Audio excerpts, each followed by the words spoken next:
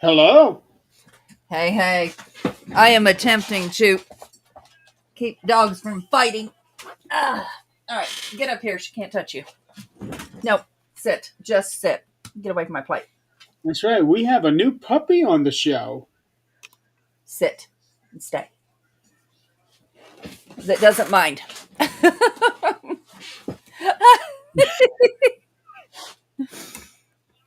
I hadn't looked up to see why he's not talking. Did you really? I was paying too. I'm trying to share this out. I was paying too much attention. Hey, Tom's in the chat. Tom, happy birthday. Hey, Denise, haven't seen her in a while here. No licking. Happy birthday, Tom. Hi, Denise. Actually, Denise, it's a good thing that you're here because our opening topic tonight is actually about that plane crash that happened in Kentucky. What was it, yesterday or 2 days That ago? was 2 days about ago. 2 days ago. I looked when I saw it. I looked on both their pages, and I did see that Ernie had said that he had drove down that road right before it happened, so people were worried. So when I saw they were okay, I Yeah. don't know too many others there, so I Oh just my kind of God, It was Tuesday, so that's 2 days ago. guys! Okay. So this talk about the plane crash. I just went on Facebook, and I know, I know Ernie and Denise are not big fans of this person, but Keith H had posted saying he said some people have been asking how close we because they were closer to where the plane crash was. She found a few pictures of it, and holy cow, well, it's yeah, I just like mean it's huge. it was a big plane. I Yeah, mean, it was. and there was what was the death toll last time I seen it? Last Well, time I I saw saw it was 12. it was 12 Okay, because the first okay. time that I heard That's what I saw. Oh, first okay. time Ernie that I works at heard about it was UPS. only 3 deaths, but now I figured it would have increased. Okay. Yeah. Pickle Tom's in the house. Now I know that you know Oh, it wouldn't matter if it was little, big, whatever. One person losing their life over something like this is, it's tragic enough. yeah, I mean, how often before now has this ever happened? I mean, sure, you might see it once every 5 years, if that. Denise here says Ernie works at UPS at the airport, and just like what you said, Adrian, yeah, they said we're up to 12 dead, still some are missing. And Ernie had just left. So Okay, she just awful. said too that Ernie had just left work around that time. Real quick, Tom Nally, check your notifications. I sent you something earlier today. Sit, Nick, you too. Okay, sit, through Messenger. Uh, no, not on message on your Facebook notifications. Oh, okay, okay. Yeah, it has to do with that gaming thing that I talked to you. Oh, yeah, I did get notified of it. I was going to ask you what that was. Yeah, So what if I know That- we're yeah, not that's something that we can discuss later. I just wanted both of you to be able to go back and look at those notifications before it gets too buried, because I know YouTube probably get a shitload of them. oh, I'm sure. So Denise just said I called Ernie at 4:47. I'm assuming yeah, on Tuesday. We talked for about 10 to 15 minutes. When we hung up, he was still stuck in traffic on Grade Lane. The plane hit Grade Lane at 5:13. Oh my god. Can't even okay. imagine, Denise, what you were going through at that moment, because that is way too close. Yeah, That's terrifying. yeah, it is. Yeah. But here's the thing: this is happening so often now. I don't think any of the rest of them were so close to people like this. I mean, like this could have been a lot, a lot more. The one in what was it, Pennsylvania? It was the medical plane that Yes. was taking some, and it crashed either in or right next to a shopping mall. Yeah, yeah. Uh, I know. They were saying that there was a shelter in place because of all the smoke. Is that over, Denise? She just said I was getting ready for work. He called me to tell me he was okay before I saw what happened. Oh, Okay. Wow. Okay, that's so- good. Yeah. And to think, I don't even know if I told you guys this. I had seen Ernie just over a month ago because when I went to that Rock Island Paracon, he was there. So I finally got, after 2-3 years, it was good seeing him in person again. So Yeah. it's ironic. I just saw him a couple of weeks ago. And Jeremy Tom said that he accepted. Okay, good, good. I accepted too. What I'm going to do is I'm going to create a group chat for those involved, and I'll explain everything to you guys about that. It's Sure. very simple. To answer your question, Adrian, Denise said shelter in place is basically lifted. Okay. Yeah, that had to be terrible for them. I mean, it had to be terrible to try to breathe. Oh, I'm sure. I saw a video about an hour ago. Somebody was literally right there because the plane came down this building, and this guy that just happened to have his dash camera on Mm-hmm. was on the other side of the building. I saw the landing gears down, so this plane was trying to land Mm-hmm. because what was it, failed engine? I think it was Awful. failed engine, or engine caught fire or something, and the plane came down. It was trying to land, but something went wrong and it exploded. Mm. I often can't help but wonder. I mean, I'm just guessing, obviously, because I'm sure this entire situation is still under investigation. Um, Actually, wait, Denise said businesses along that road are closed and people are out of work right now. The explosion hit businesses too. So that would explain then why the death toll has risen, because when we first heard about it, like I said, there were only 3 deaths involved. That was probably involving the crew members themselves on the plane. But now that it's hit other businesses, that pretty much killed others on the ground. So that's probably why the death toll is continuing to rise. And Denise just said plane was just taking off. It never went airborne. Okay. Okay. But what I was going to say was, again, I know it's going to be a while. It's going to be under investigation. I don't know if I ever told you guys this before, but 10 years ago, prior to me working at the grocery store I work at now, for 2 weeks, I actually did work for a package delivery company. It was FedEx Ground.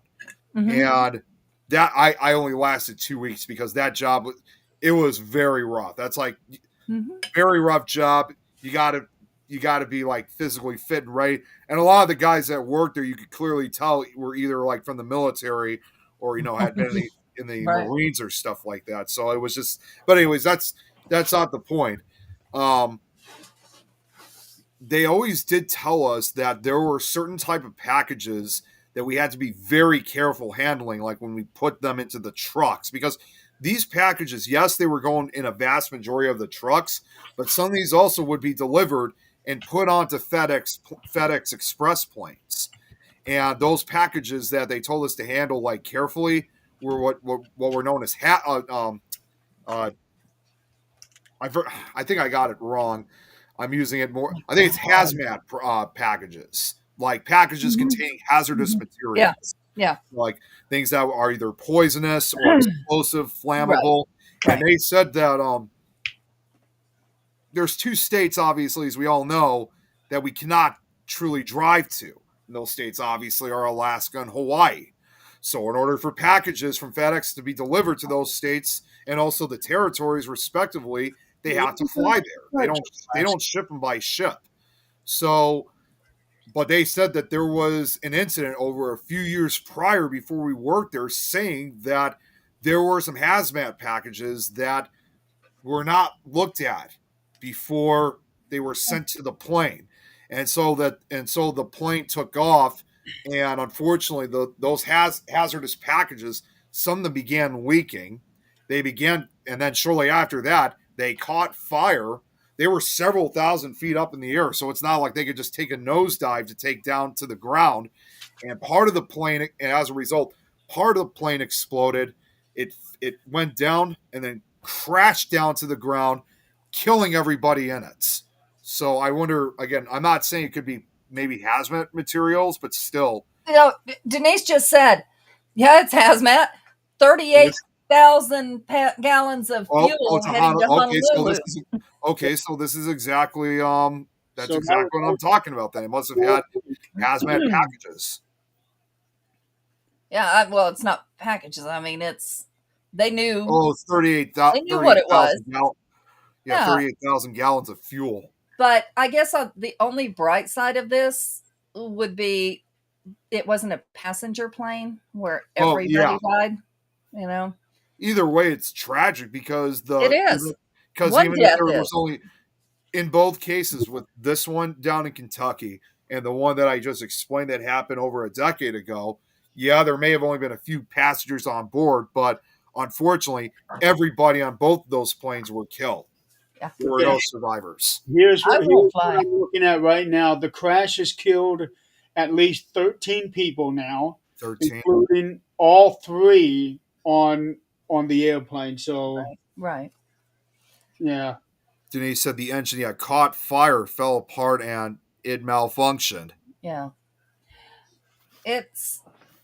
Even that is a freak accident that could have happened, at any point. But, I wonder how much of not having enough staff for, not just the airports, where they check you and all that, or the air control, which obviously this was not an air control issue, but how much of this? Well, actually, it says right here, radio communication with air traffic control, which is routinely archived, was so full of interference that no meaningful speech could be discerned. That's sad. Yeah. But, even at that, are we short on mechanics at this point? You can't type. Are we short on mechanics? Are they, why so many plane crashes now? And they're all for different reasons. Yeah. Oh, the plane was 34 years. Well, okay. 34 years old. So this was not like an old that's an old plane.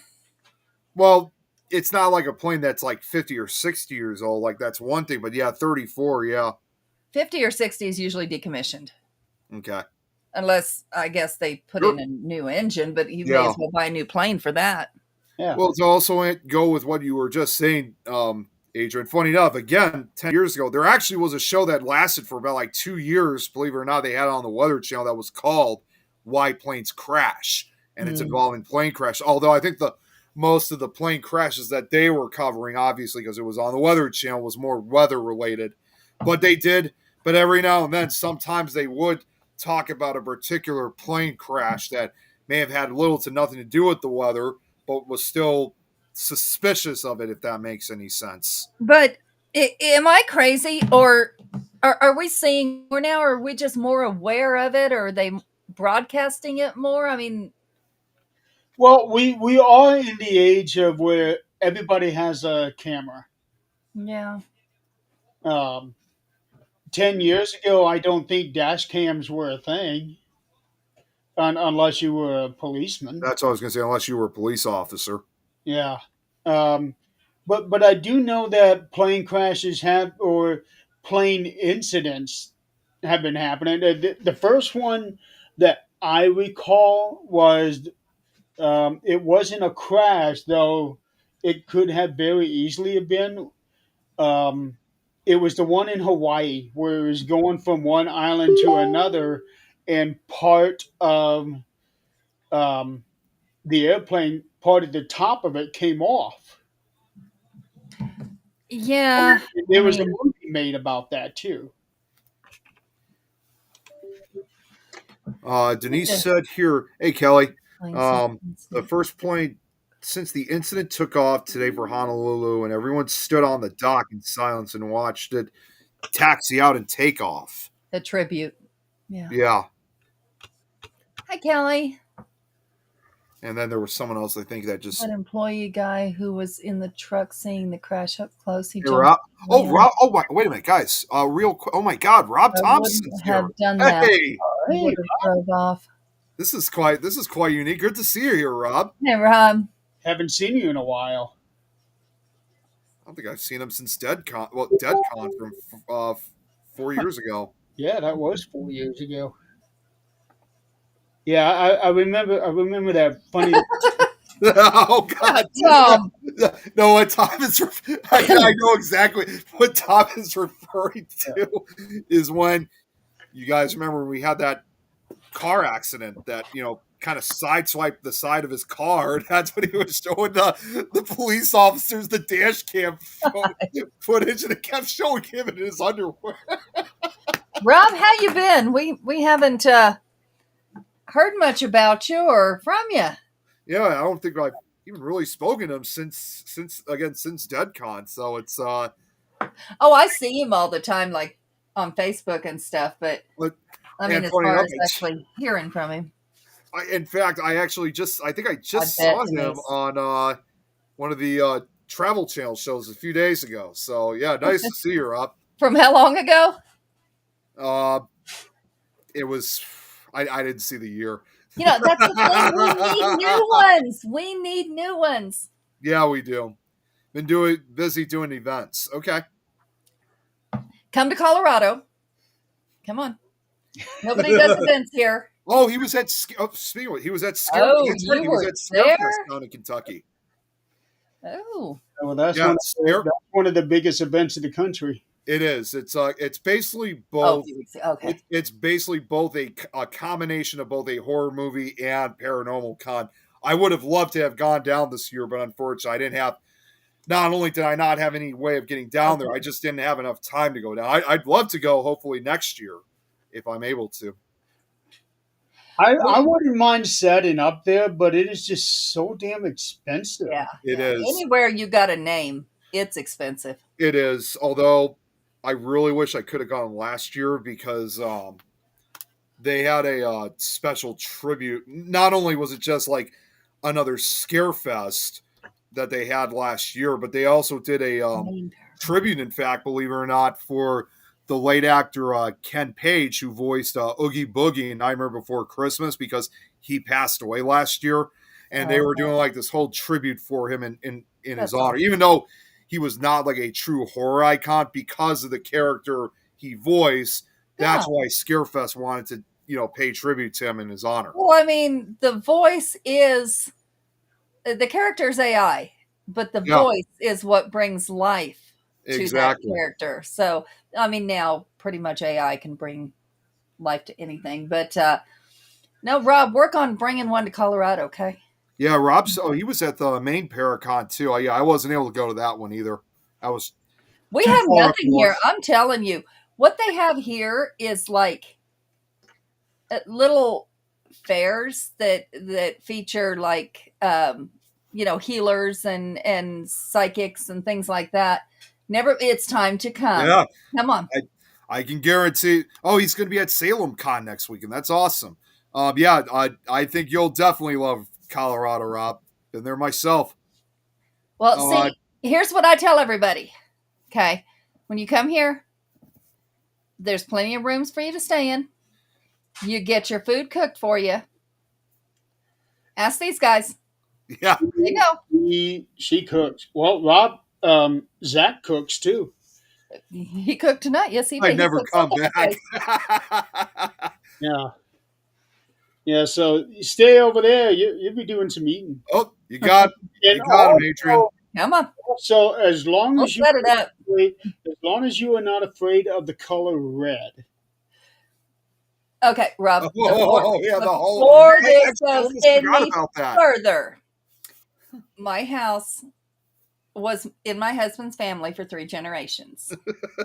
To all the cooking here. So, here's the thing. The upstairs was his mother's and her sister's upstairs. For some reason, somebody decided that red was a good idea upstairs. And I'm talking the carpet and the wallpaper. The wallpaper is original. It's one of those where you can touch it and it's velvet. Yeah. So, yes, the whole upstairs is red, and that's where everybody gets their. Um, if you have abilities, that's where it's at. Um, they don't talk to me anymore, so I don't know. They might Um, have all left. Who knows?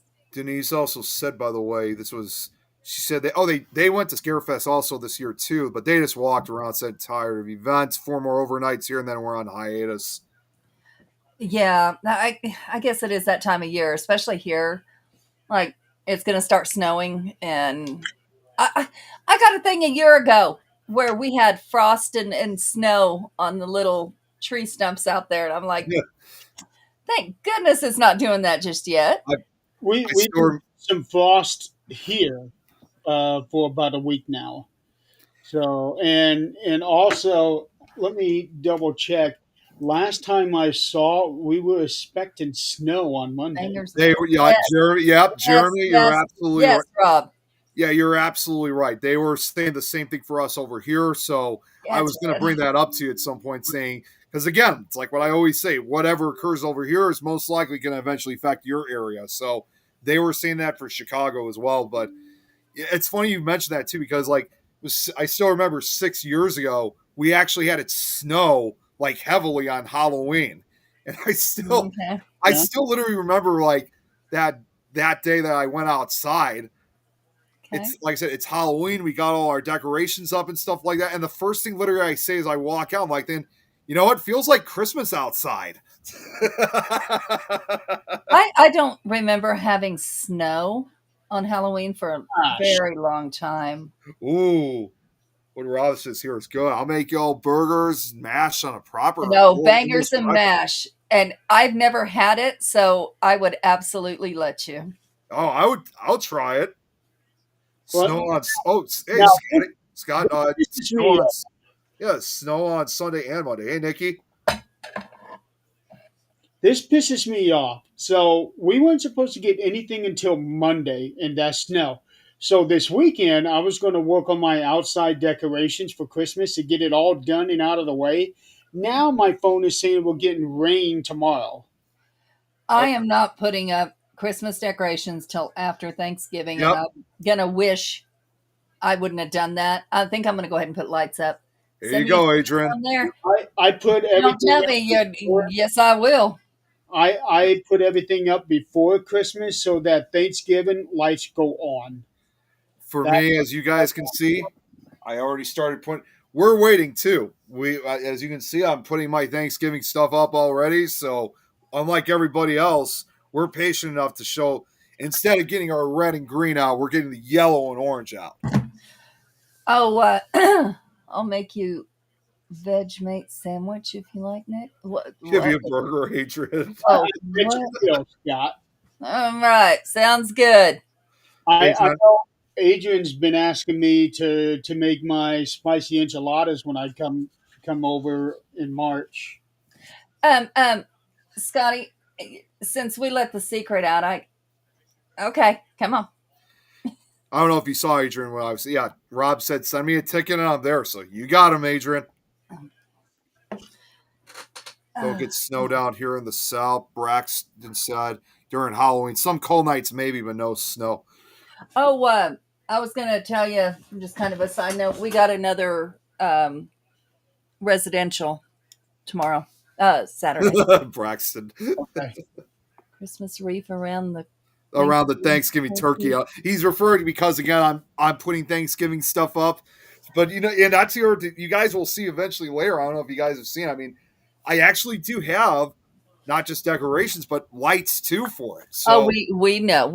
I am so sick of walking into Walmart and not knowing what damn holiday it is because or any store anymore. Seriously, any Yeah. store. Do you want down? I will Or especially Walmart because they start putting Christmas stuff up in September. buy. Yeah, they do. Oh yeah, and it's like okay, so we're going to eat turkey while we're putting up the Christmas tree in our Halloween costume. I mean, like, Well, what's going on here? it's going to get to how they do it on Nightmare Before Christmas. They celebrate Halloween on Halloween night, and then November 1st, that mayor guy's already got plans for the next Halloween. I know. Yeah. No. Slow It's down. Let's relax a minute. Yeah, really. one Rob, holiday at a time. Have you seen Nick. where they're trying to do a blackout for Christmas shopping, like the Black Friday and all that? So, since Scott's here, I want to announce tomorrow the sixth season of 13th Dimension starts. And I'm going to have Scott and Tim on, and we're going to be talking about suicide awareness. Awesome. We'll get to have the old crew back again. Pretty much. Rob's like, Nick, can't Spookiness wait to and gobble horror gobble up still some I've PG already got goodness. some ideas for a couple other shows with them, but I need to try to get all these shows in because after tomorrow, I'm only going to have 4 more weeks before I'm going to be off camera for 4 months. Right. So I 4 need, damn months. Holy shit. Jeez. know. It'll go quick. you get. For who? For who? Well, so Well, I mean, for us, like before you know it, Jeremy will be back on. But I know it. No, it. With all jokes aside, Okay, I will remind you of that like 3 shows in. But I was gonna say, with all jokes aside, no, Jeremy, I definitely wish you the best of luck when you do get that surgery. oh man, I'm telling you, it is going to be brutal. But it's the last one, right? Well, it's a 3-stage thing. So surgery in December, January, February, Mm-hmm. and that should be the end for getting my nose all done. And then we're talking of doing one final surgery of smoothing out the scars and then putting like some sort of an implant into my cheek to fill it out and make it the same as the other. Right, right. And then once that's done, that should be it. Kelly's asking what. Yeah. That was Okay, kind of my so question. Rob, then you need to let me know when you have a hiatus, like when it's not snowing, like anywhere from May to October. October, yeah, I was gonna say. There's lots of things down here. So if you haven't been here, you haven't been to the Stanley Hotel. That is such a beautiful place to go to. It's That and I'm house, supposed to go there the, next year. the Sally House. No, that's in Kansas. Which one is here? I just saw it the other day, and I thought, that's so close. Why haven't I went? And I think I told you guys too. I'm actually going to be going to the Stanley next year. I don't know if I've notified you about that, Adrian. The Road of Death Road of is Death. here. The one that we went on, Jeremy and I and Zach went on. It's Rob said Stanley. OMG. Well, Yeah, We've Estes been Park. to a lot of That's places. just Park, yeah. Right now, Estes Park is so full. If you just look it up, you'll see videos. It's so full of elk. Like people are having to stop so that all these herds of elk can go. Wow. That happened to me last time I went there. We had them. Yeah, and you were early. Yeah. Braxton. Kelly, the kind of surgery that I'm having is called a pedicle flap inset. So what that is they're gonna cut into my forehead and fold the skin down over my nose to form a more fuller nose for me. And that's going to be the first. That's going to be the first surgery in December. That's going to be the rough one for me. Rob, the prison in Canyon City. Oh, yeah, the prison in Canyon City. There's one other place I was thinking of that's also in Nose away Colorado. from my plate. The one that we went to.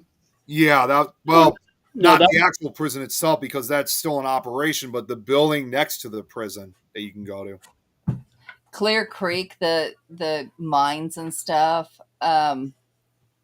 Cheeseman Park. Gee, I was about to say Cheeseman Park's I another. wasn't so impressed with Cheeseman Park. I mean, I never felt anything there, like nothing.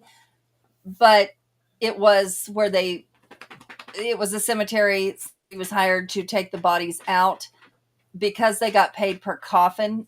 They would like dismember and put like an arm in one coffin, a head in another coffin. It was Which, Yeah, Matt, believe it or not, I don't know if Rob would know this, so I'll just throw it out there. That, in a way, actually became partially the inspiration for the movie Poltergeist because, No, I did not know that either.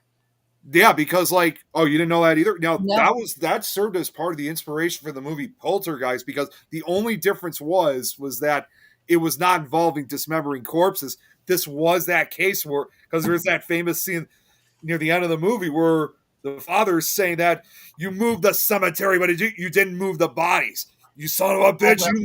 You didn't move the bodies. You only moved the headstones. You only moved the headstones. So, and then we have the last survivor of the Titanic. Yes. Her house is there. Unsinkable Molly Brown. Her house is up here. I have not went there either. The reason I haven't went there is because I feel like it's really hyped up. So a lot of things that are really hyped up really disappoint. So I just haven't. But there's lots of things. Of course, Denver is less. It's an hour away. Yeah. Well, also, oh, here's a nice are there message. any buildings left standing at Deerfield? Yes, they are actually restoring them. Here you go, Jeremy. What Kelly just said to you. Yeah, it's going to be rough. I just know that after that first surgery, I am not going to want to be seen anywhere because it is going to look so hideous. I've seen pictures of it. But It's pretty. let's think about. Look at a picture of you when you first started coming back on camera. Oh, I know. Look now. I mean, like it is a world of difference. Yes, it is. And so, yeah, I'll still be recognizable. I'll actually be looking closer. Or I should be looking closer to what I did before I got hurt. Yeah, I mean, the fact you survived is exactly. That's where I'm stuck on. Anything else, I don't give two shits. It's the fact that you survived. I know Dad and I still talk about that now and then. What surprises me the most is not that I survived; is that I never lost consciousness. It should have knocked me out. I was telling somebody about that. I don't remember what we were talking about, but I was telling somebody about how you knew you were hurt, but you didn't know the extent of it, and people were looking at you and like ready to pass out. Yeah, all I knew is that I got knocked down, and I just saw that I was bleeding. That was it. Yeah, you didn't feel any pain. I didn't know anything near the extent of what was happening until that next day. Oh, you've been to that house, Tom? I was going to say, Tom said he's been there. Did you feel anything? Did you was it worth going? You're getting quite the loving messages right now, Jeremy. Yeah. Well, of course. I appreciate that too. Yeah. Glad everyone's sending their thoughts. Definitely. You all need to stop being so damn jealous and go somewhere. Seriously, all of you. I'm done. I'm done with dogs. Go. Good luck with that. Especially since now I have 2 fosters. Not counting the dog, I have 2 kitten fosters, and they have to be in separate rooms. Okay, so how many animals now do you have? You got dogs, I don't know. and this is perfect for Bill Murray to come in. Dogs and cats living together, mass hysteria. Not at all. That is probably Not at all. best lines ever.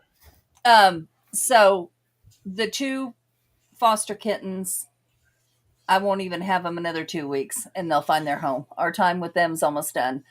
My only job was to get them healthy and get them ready to have their surgery and be adopted. My aunt's dog that we just got. Nick, you weren't around for this, but So my aunt fell. You were around when I told that story, huh? I think so, but it was a long time ago you did. Well, it was 2 weeks ago, but It was, again, I'm still, again, with the sickness I had, it messed me up in the head, so I'm trying to catch up with everything. so my aunt fell. She was laying there for a couple of days. It's just her and her dog. Of course, my other aunts live in town, but nobody knew anything. And it's been her and this dog for 5 years. And so this dog is like so spoiled, and nobody in the family would take it because they hated the dog. They said it was unruly. They said it couldn't be trained. And it's all because when they went to go hug my aunt, it would bite them. But that's all he knew. So she said nobody will love him like I do. And she didn't want, she was trying to get somebody to take him. Zach, bless his heart, he says, I'll go. Because he was thinking about our dogs. What if something happened to one of us and nobody was here to take care of them? Okay. So he goes and gets the dog. And now, mind you, I'm going to tell you this. We're still sleeping in separate bedrooms because Rose will not tolerate this dog. So there we go. So we have 3 of ours, my aunts, and the 2 upstairs, the 2 little ones upstairs. Pixie's on her last leg. And then we have the 2 foster kittens that are going back in a week and a half.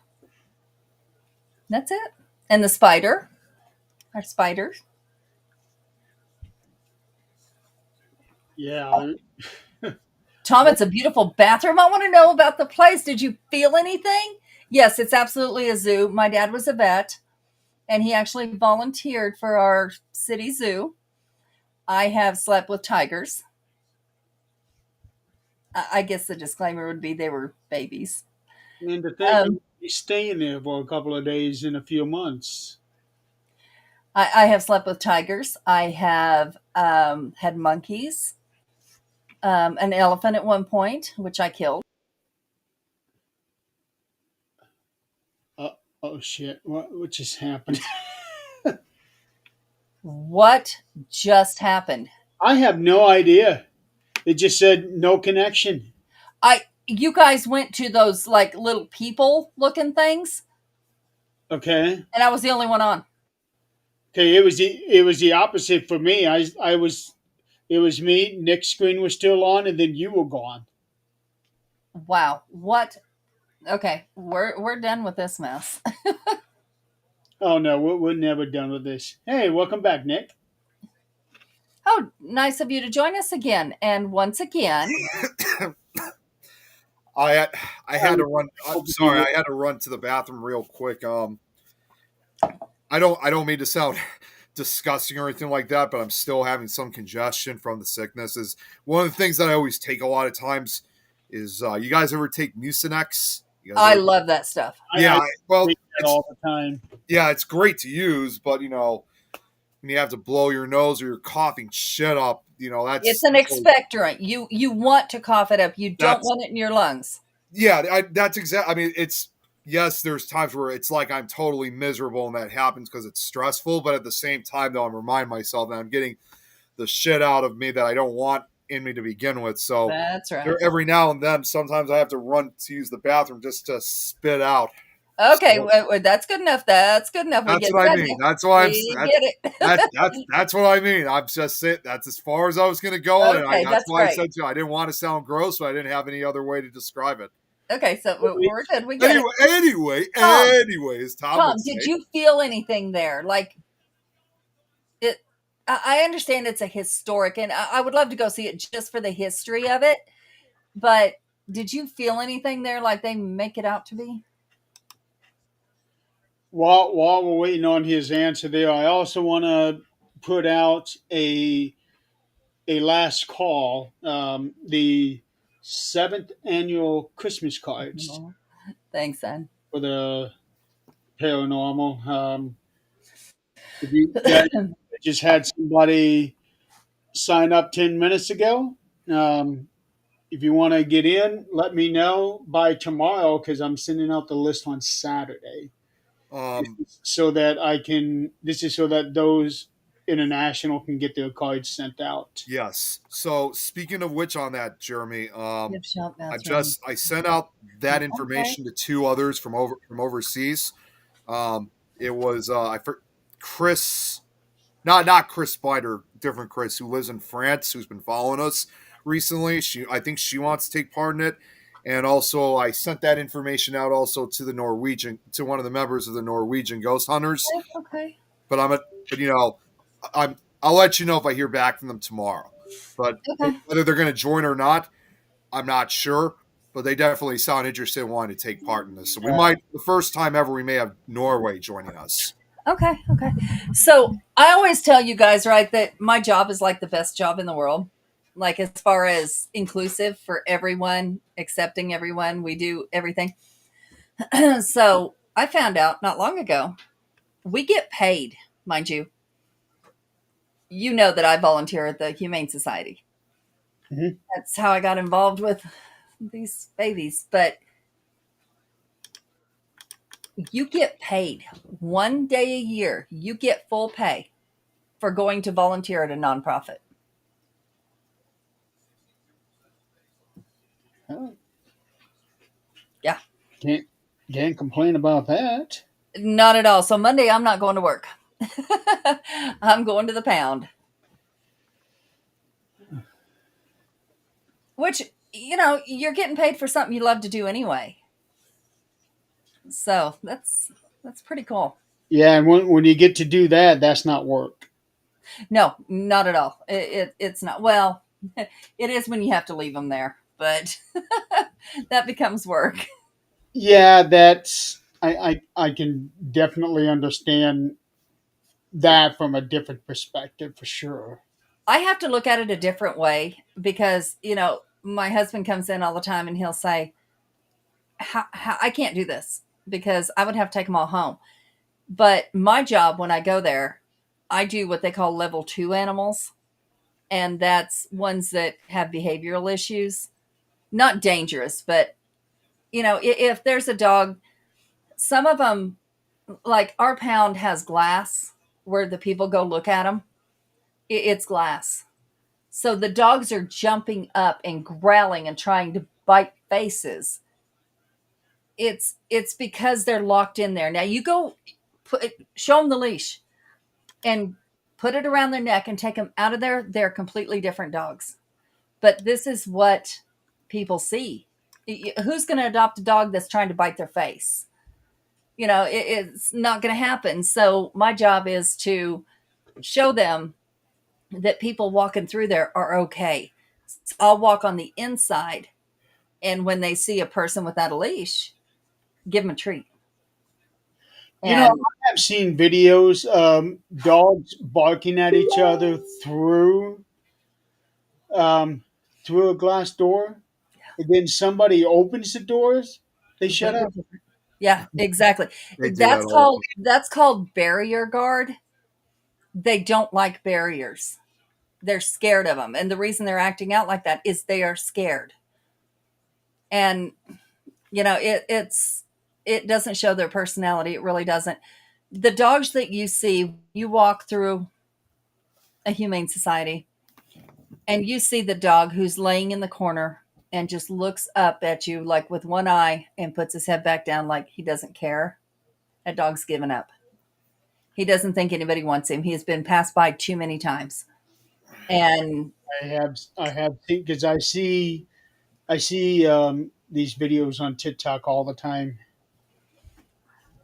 I see those, and then I see reunion videos. yeah, yeah. People who have not seen their animal for months, and Yep. they're just walking by to see if the dogs recognize them, and they recognize them Yep. every. Some Yeah, it's Here's the some of them. It's like, is that who I think it is? And then get closer and closer, they and then smell they them. get all excited because it is the person they think it is. Yep, they smell them. The thing is, animals don't forget. They also don't forget the abuse. yep, So you have to. Like baby girl. I will never get her to where she's not skittish, no matter how much she's loved, no matter how much she has never been hit again. Something has happened to her. I don't know what. But now that is ingrained in her, and there's nothing I can do about it. But, some of these animals, my job is to go in and show them love. There's one guy, and I don't remember his name, but he's on Facebook. He's on YouTube. He's on Facebook. He's everywhere. He travels different humane societies.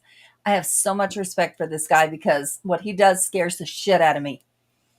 Him and his wife will travel, and there'll be an animal that they know nothing about, and they call it either a problem animal, a dangerous animal, or one that's just given up. And he'll go in and usually sit toward the back and try to get the animal to come to him while the animal's scared, either shaking or growling or something. And he does different tactics, and he is amazing.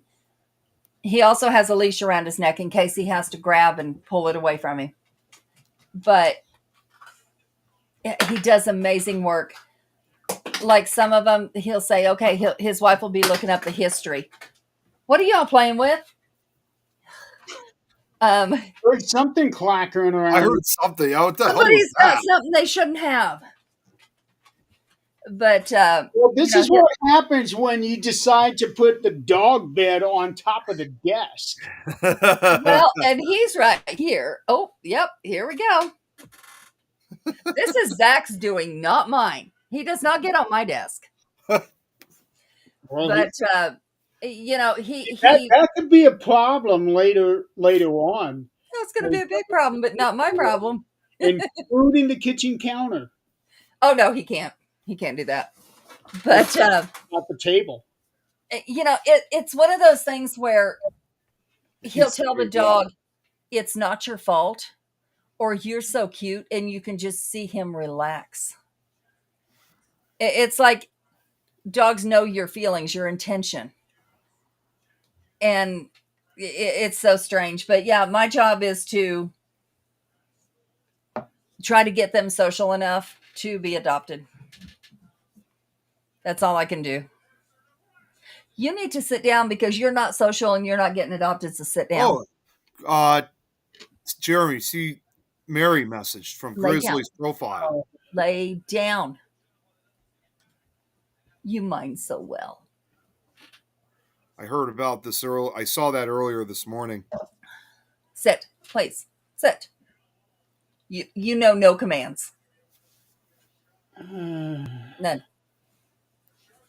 And see, it's dogs like this. People think that they're bad dogs, and they're not. It's people. Yeah.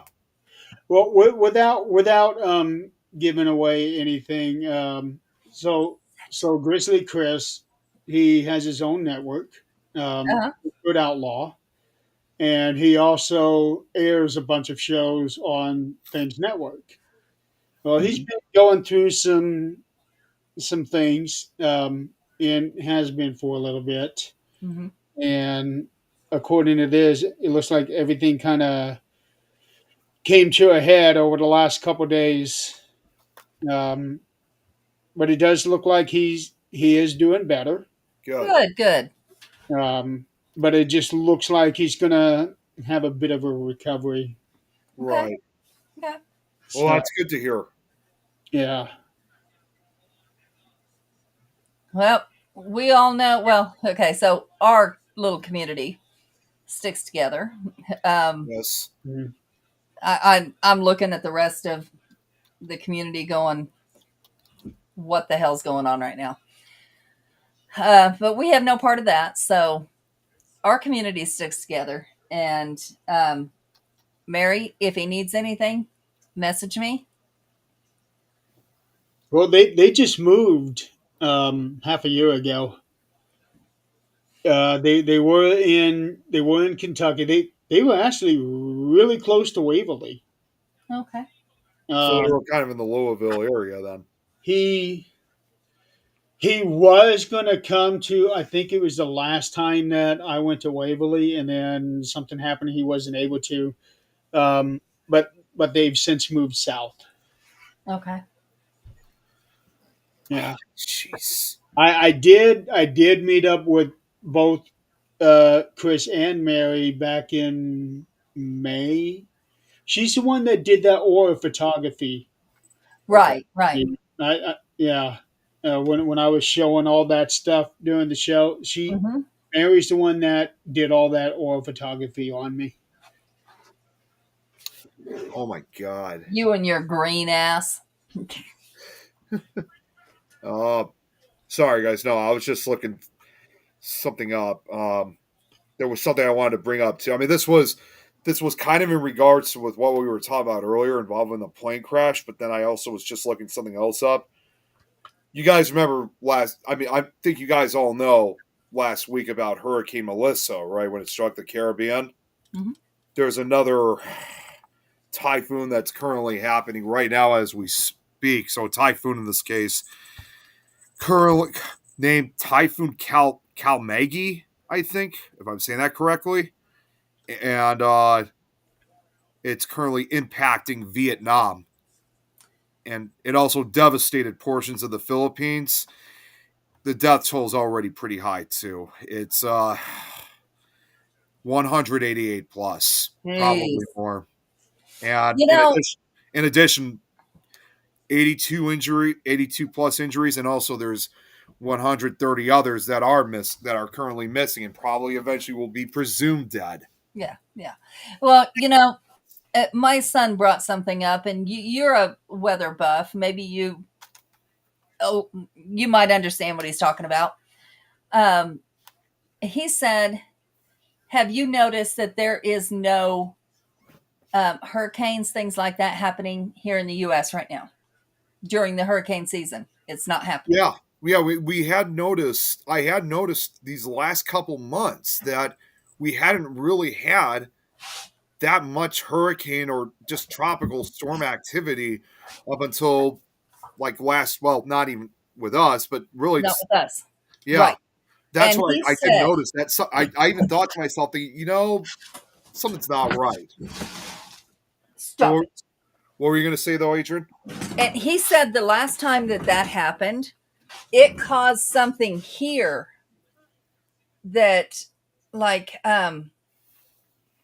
there was real hard winters, or a real hard winter, very hard freezes the last time that there was no hurricanes. Like, that's correlated somehow, somewhere. Yeah, it's hard to really say, but I just the fact that we hadn't had really any hurricanes, at least impacting over here, just like what Braxton says, sounds similar to Katrina's aftermath in a way. Well, yeah. Oh, that Well, that was I don't know devastating. that anything has equaled that Well, here. I was going to say maybe Here. except like Hurricane Camille, but that's pretty much it.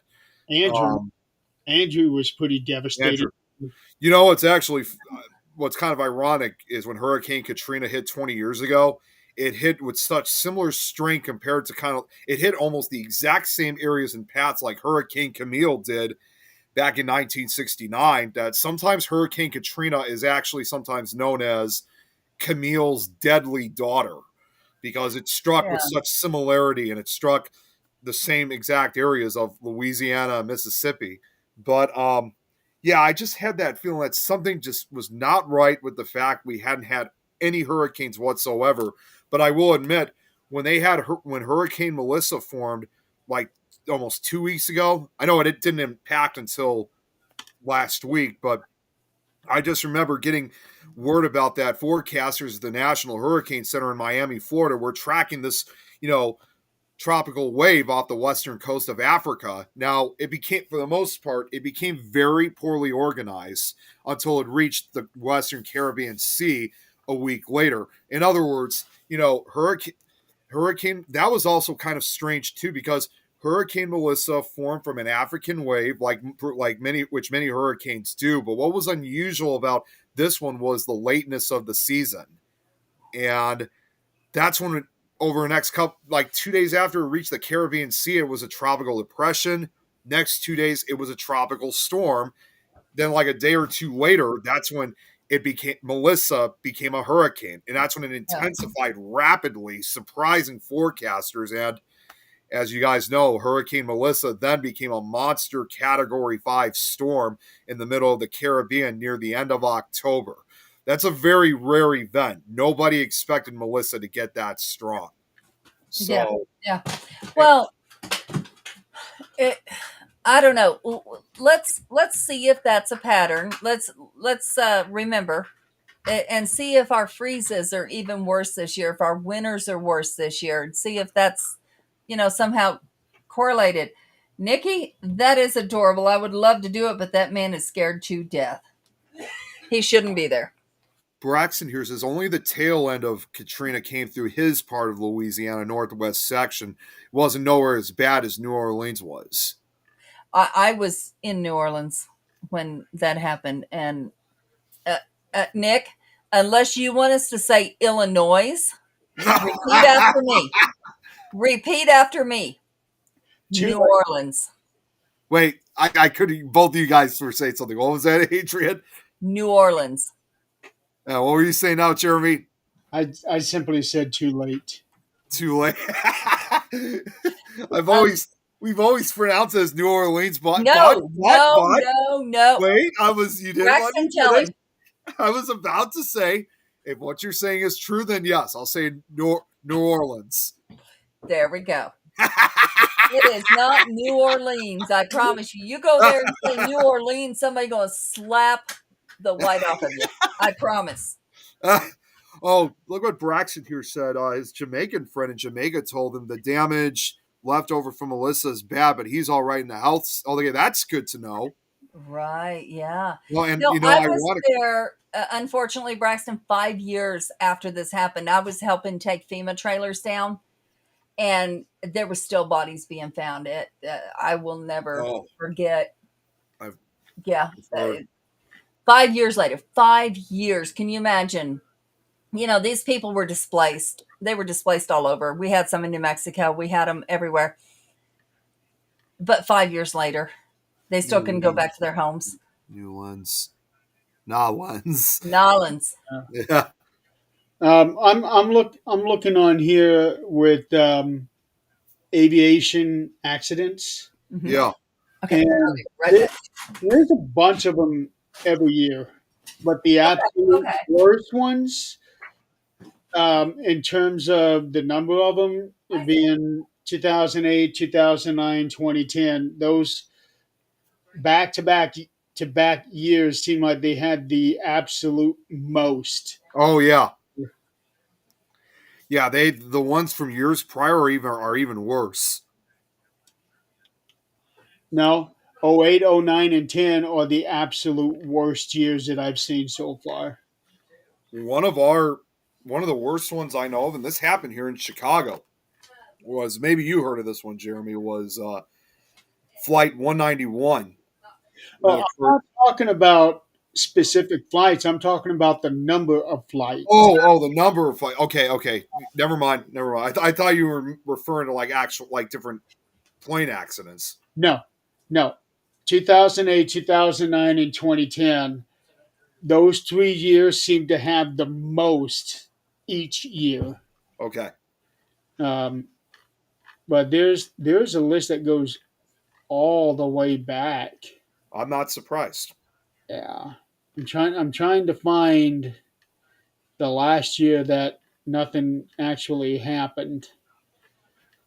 And I'm in 1966. So it seems like every year since 1955 was a very good year. 1, 2, 3, 4, 5, 6, 7, 8, 9, 10. Only 11 accidents. Wow. That year. That's 1955. Of course, there weren't nearly as many flights. But 1944, only 2. Yeah. So get this. This is something more from the historical side too, and this is just something involving Melissa. Um, they say that was Melissa is currently the strongest tropical cyclone worldwide in 2025.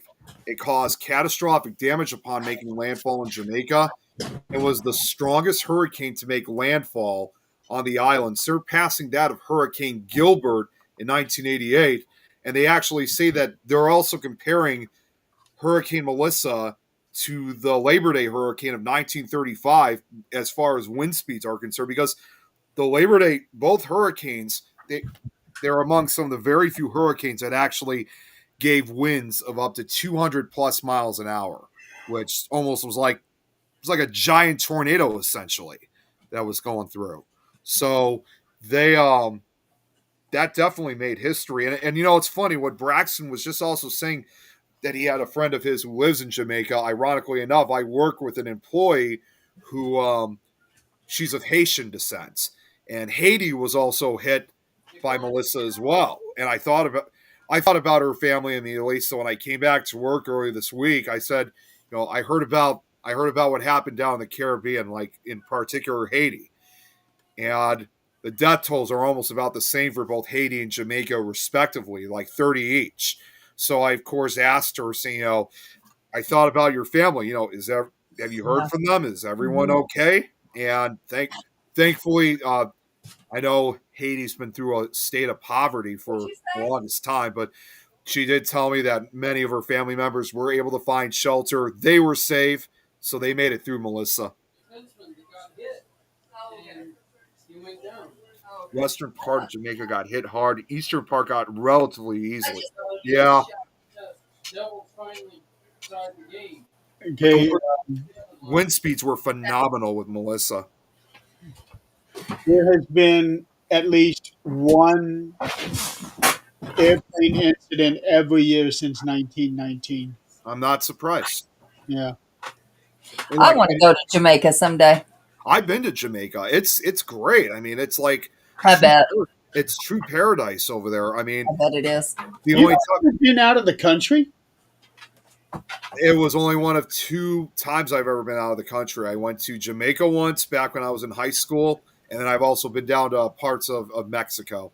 And I mean, I was close to one point. Like when I went to the Michigan Paracon, I was not far from going to Canada, but we never entered Canada. But no, with Jamaica, that was just a 1 day trip because it was part of a cruise, and that was actually pretty fun. I would have figured that you'd have been to Canada before going to Mexico. I would have too. No, But sir. Oh my God. like I said, I've been close to the border. I've been close to the border, but never had actually been in Canada. But no, Jamaica, Adrian, I think you'd like it there. But yeah, like I said, with what they went through involving this hurricane, it's Yeah. you know, they were even the weather. I even remember seeing the weather channel. They were saying a lot of prayers for everybody down there. And I actually went over the track because Hurricane Melissa, man, like what a checkered life it lived, because it formed on October 21st and it didn't dissipate officially until November 4th when it was far up in the North Atlantic. But get this. Yes, Haiti and Jamaica were the hardest hits, but of course, the other impacts it made because it hit other parts of the Caribbean was Lesser Antilles, the Dominican Republic, Cuba. It also did cause rough seas along the coast of Colombia and South America. It also passed through the Bahamas. Turks and Caicos Islands were impacted, Bermuda. But get this, even though it was no longer a hurricane by this point, it was just an extratropical cyclone. It actually did briefly make brief landfall here in the U.S. in New York Mhm. because it was just heavy rainfall that affected the eastern U.S. It was from pulled some of Melissa's moisture northeastward. Unfortunately, however, in New York City, 2 people were reported to have drowned from basement flooding. Yeah. And between New York and neighboring New Jersey, over 15,000 customers lost power. So even though Melissa by then was not a hurricane anymore, unfortunately, 2 people here from 2 American deaths were reported from this storm. Well, my brothers and my sisters, their dad is from Ethiopia, and they want to go visit Jamaica just because. Uh, I don't know what the correlation is. Anyway, they have tattoos on their hands that say "Island Boys," and uh, when I think of Island Boys, I think of Jamaica, Yeah, not Ethiopia. But yeah, I don't and know. it's When I hear the term island boys, I think of those two idiots that act like rappers and have like 1,000 tattoos on them. oh yeah. Oh, I don't know. Well, Yeah. I'm also going to say this too before I forget, because all this talk, like for example, in this case with Jamaica, another thing I can recall when I was there too, Adrian, which is kind of like what you would expect, is it wasn't all over the place, but it was definitely frequent. Is you definitely hear like obviously someone like you hear like Bob Marley music being played. I mean, that I was just love I love Jamaican music, not just Bob Marley, and that's not really Jamaican, but I like like those drum things that they. yeah. yeah. And when I go to like if I'm cleaning house, something like that, I will put that on. Just I I don't know. Sometimes there's not even words to it. It's just the beat. It's exactly like the way how I can recall, because again, it was almost 20 years ago that I went. It's exactly how they describe it, because I mean, some of the I know they've had the commercial advertisements for people coming out to like different places like Jamaica, for example. Yeah. Oh yeah. And I know this was within the last 10 years. Think they started adding this. They started calling Jamaica the home of all right, which was in reference to Bob Marley's song "One Love." So that's Yeah. Yeah. so I'm actually really surprised that I didn't see more people posting about when Hurricane Melissa was impacting Jamaica. That I'm surprised I didn't see much of people saying the home of all right is being impacted really bad right now. Please send prayers out, because again, Yeah. that was Bob Marley's home. Yeah. Do you remember when you went there? Do you remember the clear blue waters? Yes, yes. That's what I want to Oh, see is the clear. My favorite ocean. eh, uh, I don't know. It's kind of a toss up, but like Texas, Galveston, all of that, it is very dirty. You're not going to see your hand 3 inches under, but it's warm. And that was the first ocean I went to. Florida is a little clearer and it's warm. I don't like California oceans. They're cold. They're no. you got sharks, of course, the great white sharks there. Oh, they got sharks in all of them, Yeah, but I know, but that's the waters off California are notorious for great white sharks. But no, I was going to say, as I recall from for Jamaica, I mean, yeah, I mean, I'm just saying, I know, of course, same thing for Jamaica. They would have sharks there too. But from what I can recall was, I mean, there were some coastlines that the water may have been a little sandy, but the difference Mhm, was that um, the sand over there was kind of more like was actually more white sand, like typical like what you would see over here, mhm. almost like a snow white color almost. Yeah, Well, yeah. the sand was more white, and while there were some parts where it was kind of sandy on the shorelines, but beyond that, however, is where you see like just these beautiful clear blue color of it. So it's just like it's amazing how they really keep their coast. Like I know, of course, Jamaica and a lot of the other Caribbean islands, have been going through issues like through poverty themselves, but they still manage to keep their coastlines and stuff just so cleaned up. It's amazing. Oh, and being that Jamaica is its own nation, I would definitely look up laws now before I go, simply because of everything going on, and obviously people hate Americans right at this Yeah. point. Most But recently, oh God, God, Braxton's okay. Jerk chicken, okay. Yeah, I want the authentic. I've had it, but not curry goat. I can't do curry, but I love goat cooked by Mexicans. I love it. Coconut hey rice. Jim, That actually sounds really good. Hey, sweetheart. That sounds really good. plantains and Jamaican rum. Plantains I have had out in the oil field. Somebody did cook them for me. I They sell them out here all the time, but I don't know how to cook them, so I haven't. Jamaican rum. And also, Adrian, That I'd love to try. if you didn't know this, it was either last year or the year before, Jamaica had also just recently become a republic. So now they're called the Republic of Jamaica because you were Okay. saying about Okay. laws. So yeah, their government, they're just decided to make a change for the country. Surprisingly, I don't even have any. I have looked, but you guys know me being notorious with international connections. I did check, to see if there was anybody.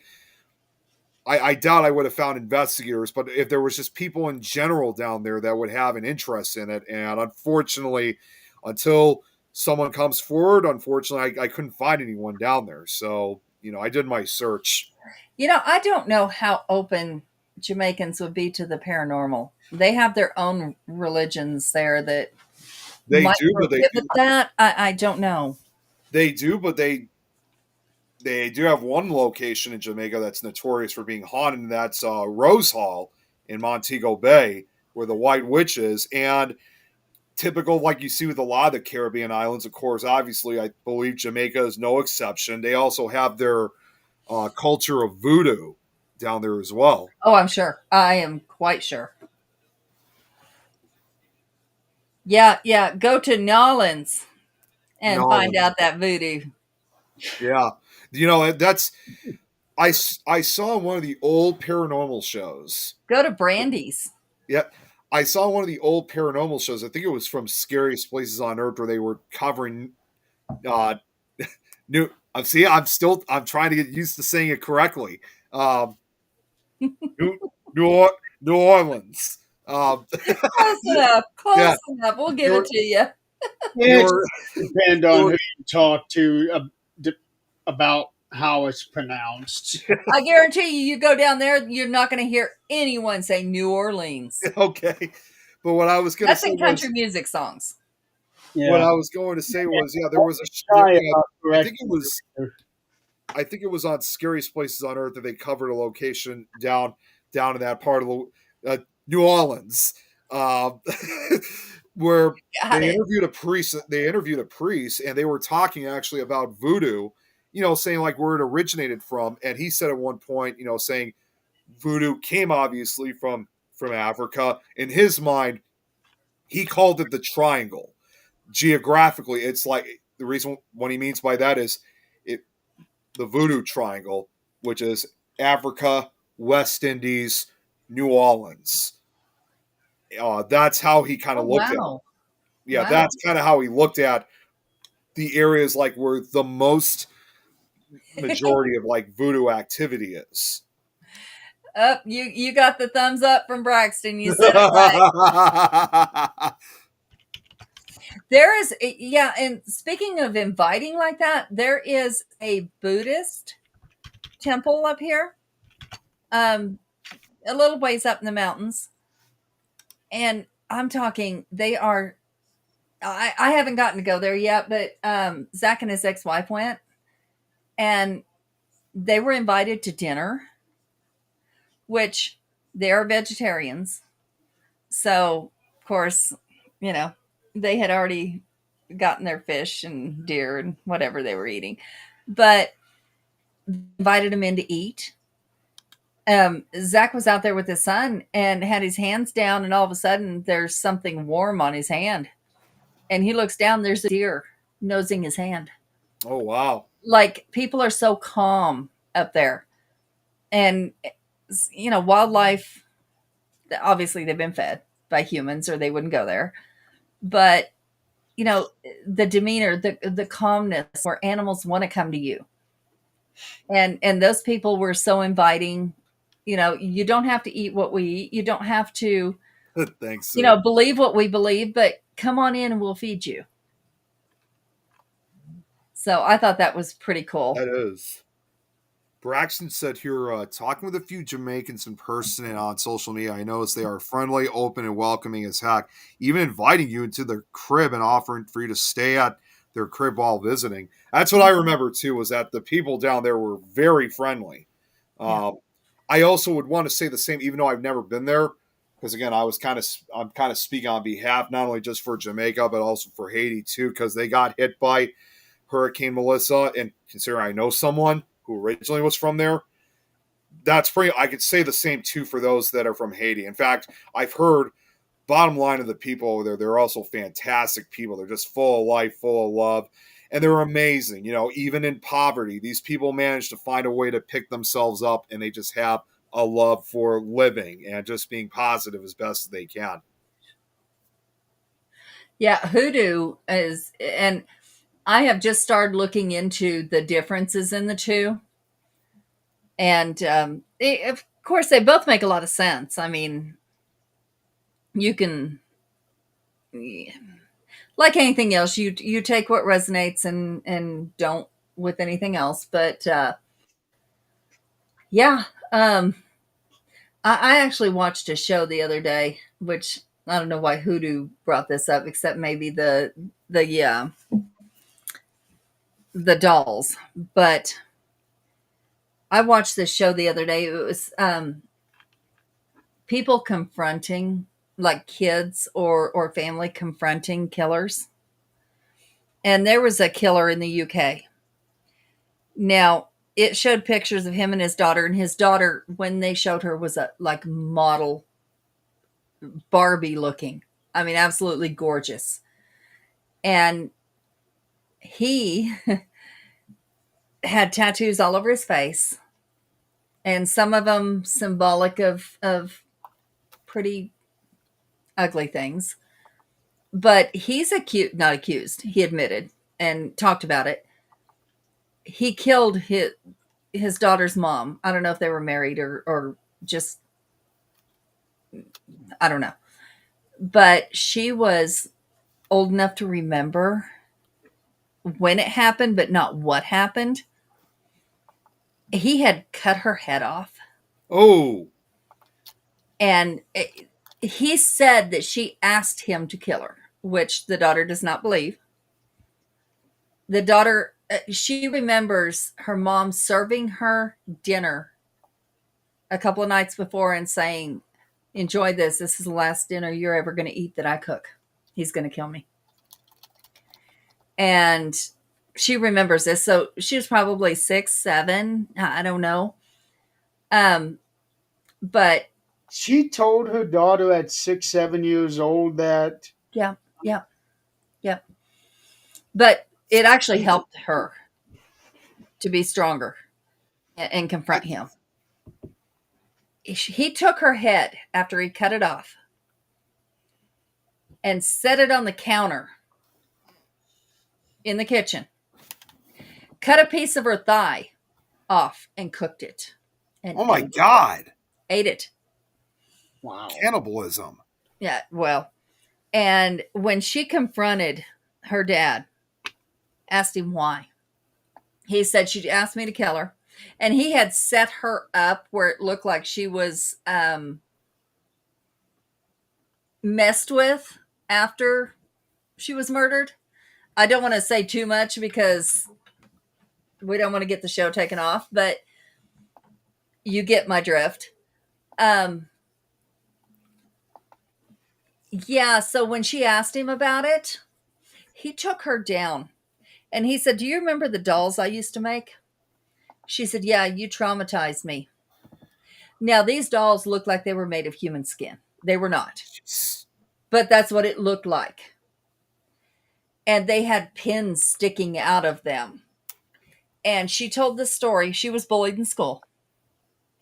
And the way he had her cope with her bullying was he made a doll for her that was to be her bully. It never had any clothes. It never had a sex. It never anything. It was just a humanoid figure and had pins sticking all out of it. And he had her, what he said, she said, he had me sell my soul. And he said, no, he corrected her. So I didn't have you sell your soul. And he said something differently. Said, but did it help you in life? Did it help you? Did you become a better person? And she said, yeah, my life did go better after that. So, he traumatized her pretty Wow. deep with all this. He claimed to practice those religions, but he obviously didn't know. And that's when I started looking into it, because he was saying voodoo, hoodoo as in one. And it's not one. But this man never served one day in jail. Not one day. And he said that the reason he did this and had her placed the way he had her placed, and the reason he took her head in there to have her watch him cook her, was so that he can go to the loony bin. That's crazy. Try to like reason of insanity. Yeah, said if he hadn't done all that, they wouldn't have took him seriously and gave him help. Now, if that's the truth, if he really believed that, I know our system is lacking a lot in the mental health area. But It's that like means, a lot in every area. yeah. But that means a lot of places are lacking in that area. Yeah, he did go to the crazy house, but only for a little while. Not long enough. And to watch him do that interview, they interviewed his daughter after she was able to speak to him face to face and ask the questions she needed to ask. And the people behind the camera were prompting her, like, didn't you want to ask him this? She was scared, because the last time she saw him was years and years before that. And she said his eyes black. Mind you, his eyes were baby blue, like so blue, so pretty. And she said his eyes went black, and that she was afraid the dark had come back in him. That's what she called it. And they kept prompting her to ask the questions that she intended to ask, because obviously they had them written down. They interviewed her the next day and said, did you ask all the questions you wanted to ask? She said, no. She said, he still scares me. And the look he gave me, and they screenshotted some of the looks he was giving her as he was answering questions, and very intimidating. Very. She said, you don't go up against that man. You don't have a different opinion. But he will never see my grandchildren. And he will never influence my grandchildren, because he is a poison. Once he's around you, he is a poison. And they showed pictures of her when she was around him as like 17, 18, 19 years old. She had her hair dyed black. And she had dark makeup, goth makeup looking stuff. She's actually a blonde, very beautiful young lady. But, that kind of goes to show, even as far as the UK, that people aren't paying attention. That they hear something and, oh, voodoo, hoodoo is the same thing. And they just go with what they hear instead of, they're not practicing this religion. What they're doing is just saying it, and it's an excuse for what they're doing. Which, if you look into voodoo or hoodoo, that is not part of the religion. No, it's not. They Absolutely. absolutely do not go kill people. They absolutely don't use that as an excuse. I mean, yes, death might happen in whatever's going on, but it's nothing like what he said. And to think that this man ruins at least 2 generations and never served a day, there's a lot of systems broken at this point. A lot. This guy have tattoos on his face. All over his face. Jeez. I Like found a star or something in the forehead. And I found it. yeah. I'm trying to look at the article, but it's foxnews.com, and they're not letting me look at it because I have an ad blocker. Okay. Yeah, Wiccans are pagans. Most Goths are Wiccans and or pagans usually. Um, so I'm Wiccan. Um, I wouldn't say most are because I do kind of go by the Gothic lifestyle sometimes myself, but I'm not Wiccan or pagan. the Gothic lifestyle you go by is Gothic. To me, Gothic are just depressed people. Seriously. No, you're right. You're actually right about that. That's why there's also that kind of there's also that term called there's also that genre of music of emo music because it's Right. all depressing lyrics, like Right. Green Day, for example, Right. Um, you know, or Chicago's very own band here too, Smashing Pumpkins. but Wiccan and pagan, are usually interchangeable because we do believe in a lot of the same thing until it gets to white magic and black magic. And then we differ there a little bit because pagans don't do that. They're more, nurture the earth, which we are too. Our power comes from the earth. But if you think of a pagan, you think the flowers as a wreath on their head, and they're out there dancing naked, maybe in under the moonlight in the forest, whatever. Which is also a Wiccan ritual. You're not going to catch me out there dancing naked, but I don't live in the country anymore. That is not going to happen. But and nobody needs assaulted that way this day and age. But a Okay, lot of the beliefs are the same. I'm looking at it now. Did you say that she wanted him to kill her? That's what.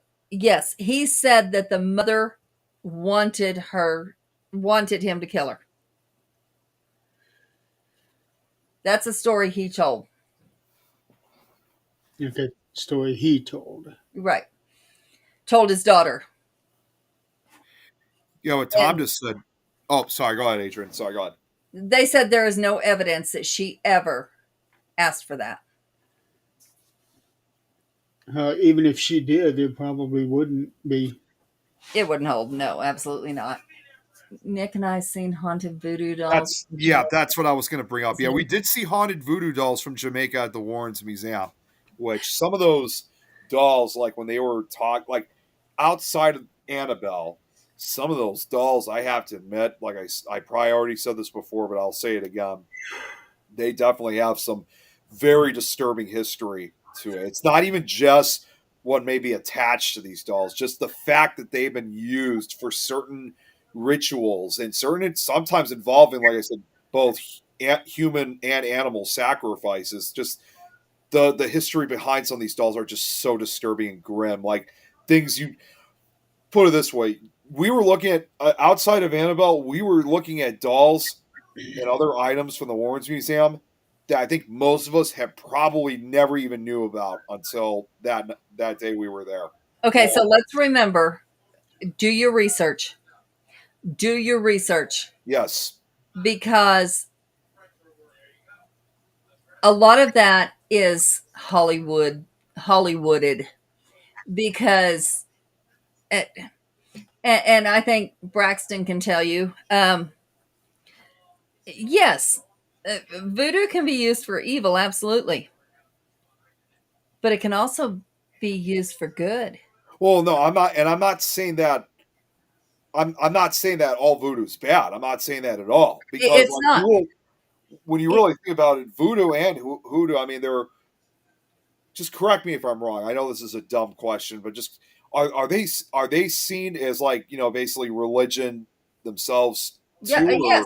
Okay, so then in that case, They're absolutely religion. okay, so in that case, then you're absolutely because in that case, when it comes to voodoo and hoodoo, I mean that means that it's pretty much no different than you would see with other religions like Judaism or Christianity. That's right. But yes, it can be used for good, but I think just like any religion, there is sometimes a dark side to it. Sure. Like people use in the way how we saw the things that we saw, I believe, could have likely been used for the dark side They of could have. Udor. They could have. It could have, but it's hard to say. Like you said, I'll have to do my research because like I said, these were items up until then. These were items I never even knew about. Other Right. than Annabelle. So let's take Tom's example for a reason. Let's take Tom's example for an example. This is what you saw, I'm sure. The shadow doll Yes, it had had human human skin and teeth. Okay. So let's break it down. How was this human skin? How did it get there? Did they sacrifice somebody? Did they murder somebody? Or was it after death? That's something I got to find out. I haven't figured that out yet. The human teeth. So let's say somebody took this skin after death, and the teeth. Who knows? They could have Regardless whether it was human or animal teeth, the teeth definitely looked real from what. Well, sure, from but let's say they're human, and they took them from somebody who's deceased. Could that be a ritual that they were trying to get them to be comfortable in the afterlife? And Hollywood made it into something that's not true. I really can't imagine that being a murder. And once somebody's dead, what are you going to do? Unless you're cursing their bloodline. I don't know. But that's a difference. That's like if I put somebody in a jar and Nick, I know you don't know what I'm talking about. I'm not talking about literally putting a human in a jar. What I'm talking about is putting their energy in a jar. Their energy, yeah. So I put somebody in a jar and do a freezer spell. That is to stop them from doing what they're doing or interacting with me or whatever the case might be. It's intention. It's like the same as a Dybbuk box. You're taking. Oh no, it's not. I thought it was contained. Like you're containing whatever's in it, though. You, in a way, you are, but your intention is what matters. So let's say I'm doing a hot foot spell. What that is it means go away. Like, get away from me. Don't, or get away from whoever it is if you're doing it for someone else. Like, don't come near me. Hot footed away. Okay. Somebody could also see that as evil. Pagans believe in, and some Wiccans believe in the sevenfold rule or the tenfold rule. What you do to someone comes back to you sevenfold or tenfold. I don't believe that. Now, I don't play karma either. I'm not karma. So whatever karma I got coming back to me is going to come to me. If I intended something bad, yeah, it might come to me. If I didn't have a reason or whatever. But we all probably have a little bit of karma. Oh yeah, absolutely. And some of it is soul contract. We already made this contract before we got here. We knew we made this contract. We knew what was going to happen, and we locked into it.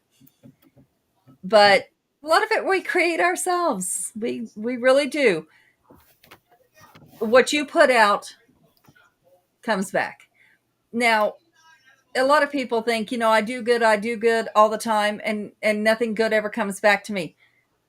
Okay. That tells me two things. One, you're either overthinking it and want it immediate, or your intentions when you're doing good are not good. That means, you are doing something for someone with the intention of it coming back to you. It don't work that way. You do it because you have a good heart. You do it because you want to. You don't do it because, if I do this, this will come back to me. No, it's your intention. Everything comes back down to intention. Everything. The energy in this world, everything goes. It's from intention. And You know, flip on you real quick. you know. You, Yeah. let's use Christianity for a minute. You're saying a prayer. That is your intention. You're putting out intention. A Wiccan is casting a spell. That's putting out intention. I don't know enough about other religions to really, make comparisons, but it's all intention. And the funny thing is, I don't know what higher deity, God, whatever it is at work, but intention is real. Don't speak something into existence because you can. It really can happen. Don't do it. Like, I'm afraid to go out because I'm going to get in a car wreck. There's 50-50 chance it's going to happen because you spoke it into the universe. Mm-hmm. It's and every religion has something to that effect. Yeah, it does. I think it's like that pretty much across all cultures, as I believe. You know, Mhm.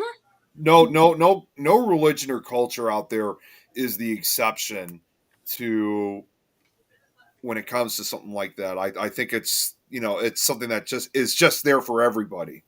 Right. And Braxton said it exactly right. The forces of light and the forces of darkness are never, never, ever to be played with. No. And that's it. Tempt fate. You wake up in the morning and you go, fuck world. What else can you fuck me over with? Don't tempt it because it'll show you. Well, Don't do it. Don't do it. It will show you.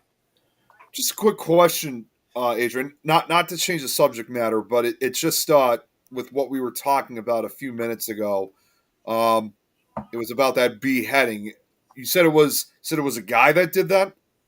The father did that. What? It was the mother of his daughter. Now, I don't know if they were married or if they were just dating. according to what I was reading, they were not married. Okay. Well, I just found this out. I don't know if this is the same. It might be a separate one. I was about to look something up, and then all of a sudden this article shows up. Imagine how they hear us. It's Fucking like, AI. well, no, this one, it's here. It says Vegas murder trial begins for ex porn star accused of beheading father of her children. Oh no, this was not in the United States. Oh, no, that's right. That was in the. You're right. That was in the UK. No, this was in This was in No, here it in wasn't the in states. the UK. It was in Europe. Europe. Okay. Yeah, it says here. I'm not going to go into full detail because it would take a while, but murder trial against an ex-porn actress accused of decapitating the father of her children began Wednesday as her attorney pointed to another suspect, her stepson. Oh wow, whom she later married. There we Um, go. Henderson Now, police arrested Devin Michaels, 47, who also uses the names Nikki Fairchild and Tracy Teravis on August 15th, 2023, for the murder of 46-year-old Jonathan Wilmette. Police said Michaels killed and decapitated him at his Henderson home on August 7th. So, People are crazy. and last fall, she pleaded guilty to a second-degree murder charge as part of the deal. Jeez. She would be eligible for parole after serving 15 years in prison. And Michaels Well, later attempted to revoke her plea, but Clark County District Court Judge Tiara Jones determined Michaels entered it voluntarily, knowingly, and intelligently, documents said. sure.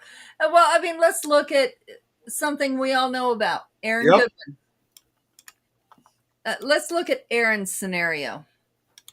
How many years did his wife get? Does anybody know? Like I don't. 7 years. Like, I guess apparently, like, maybe, I think it was like 14, which they already said she'll be eligible for parole after 7 years. So, and really, when you really think about it, she really only has going to be like serving 7 years in prison for this. It's I ridiculous. it is, because I think somebody who contracts for a murder, even though it didn't happen, it doesn't matter if it happened or not, should get the same amount as somebody who did murder, because what if it did happen? Yeah, It shouldn't be lessened because it didn't happen. If whatever circumstances played a part in stopping it from happening hadn't happened, the intent was the same. She intended to murder him. she did, and the only other actually it wasn't as bad as I thought it was. As much. It just says Minority Report. during sentencing this summer, Michaels, the ex-porn actress, apologized and then immediately said, and of course she immediately said she was innocent. She's So she was one of those kids that did something wrong. The parent walked up to him and they said, I'm sorry, I'm sorry, I'm sorry. And it all went away. well, and how do we not know with this new decapitation I've heard, the fact that she married her stepson after she Red murdered. flag? Yeah, that's what it said. She married her stepson afterwards because they weren't blood related. And can you imagine right now? I mean, it didn't say anything involving the stepson. If this was one of those cases that she wanted to kill her husband so she can get with a younger guy, or I don't know what the case is, just wanted to be with him, knowing how much it didn't say how old he was, knowing how much trouble he's going to get now possibly, and most importantly, if she's now saying she's innocent, now she's locking basically some poor kid who got set up involving this murder, and it's like she'll end up being able to get off scot-free while he could end up spending the rest of his life in prison for a murder he didn't even commit. Bottom line is, we are getting way out there with shit. Used to, and I understand news wasn't as prevalent, internet wasn't as prevalent. I understand, or it wasn't there at all. But, I understand news didn't get around as quickly as it does now. But I think we have become a society that has made it okay in some form or fashion. I don't know how. We have made it okay to kill. We have made it okay to just be assholes to other people. It's not that we made certain things okay. It's that we made it to where people just don't care. Yeah, it's acceptable. And, it made me mad. I have watched so many cop cam videos, and the one thing I repeatedly see is, you're making me uncomfortable. I have my rights. You're making me uncomfortable. Step back from me. You're making me uncomfortable. Your fucking ass should be uncomfortable because you broke the law. You should be uncomfortable.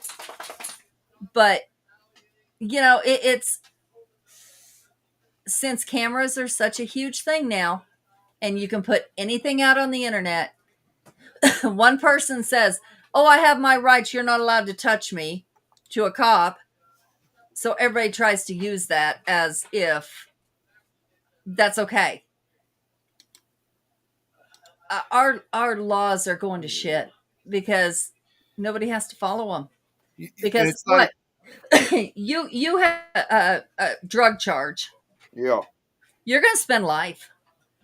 You have a murder charge, you're out on parole in 8 years. Well, it's even worse. It seems like as if they're also kind of going back to their old-fashioned ways too. Like if it was a guy that committed a crime like that, in this case, like a murder, good likely chance he's going to be sentenced. He could end up also being sentenced to life in prison, or depending on the state, the death penalty. If it was a woman in this case, it's just like in these two cases with Aaron's wife, she gets out in 7 years. With this new case, I found out she could be eligible parole in 15 years. Let's go back to the old-fashioned ways. Let's go back to the old-fashioned ways. There was none of this bullshit. If you were guilty, found guilty, it doesn't matter if you were guilty, found guilty, your ass is hanging. The society's not going to feed you for another 10 years until you decide to do appeals until you run out of them.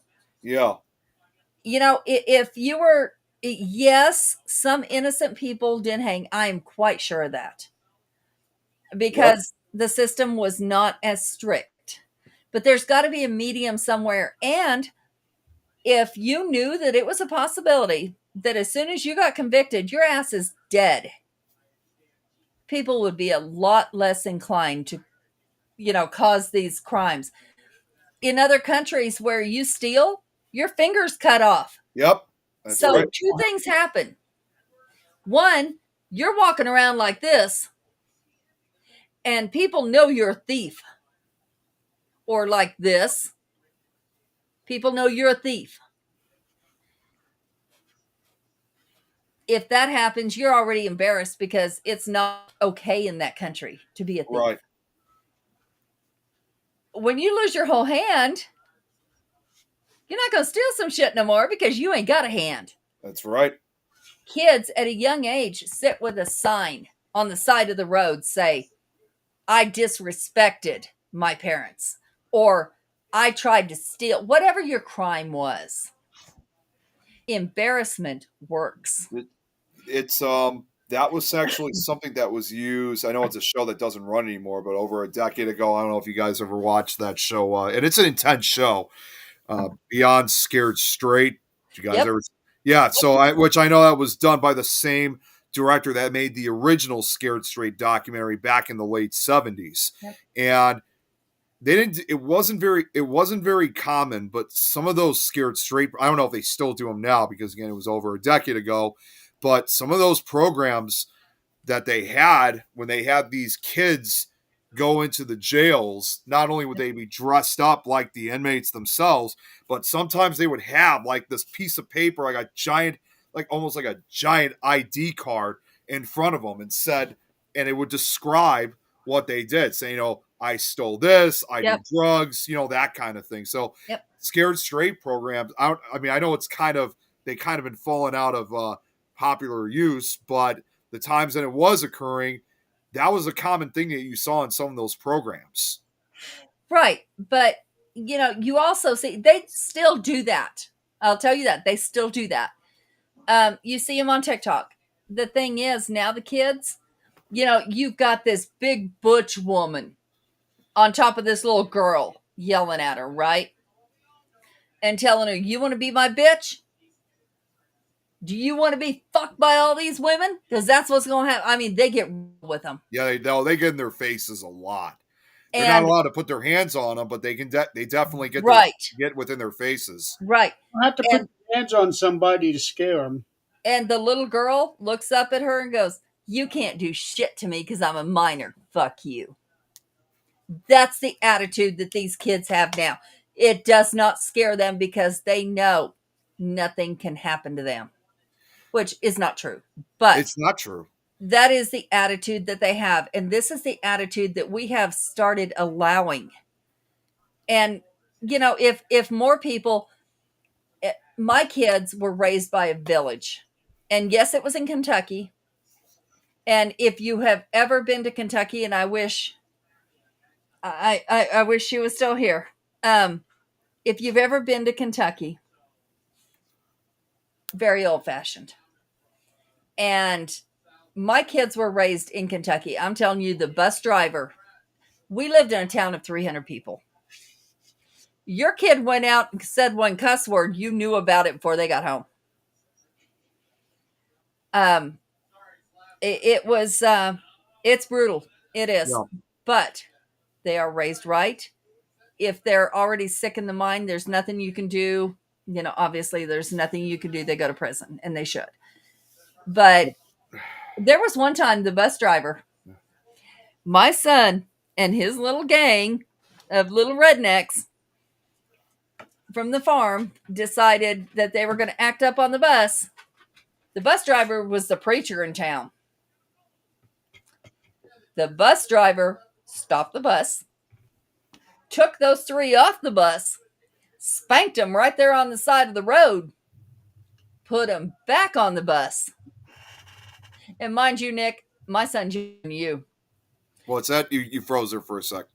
My son is younger than you are. So this happened, within the time frame you can comprehend.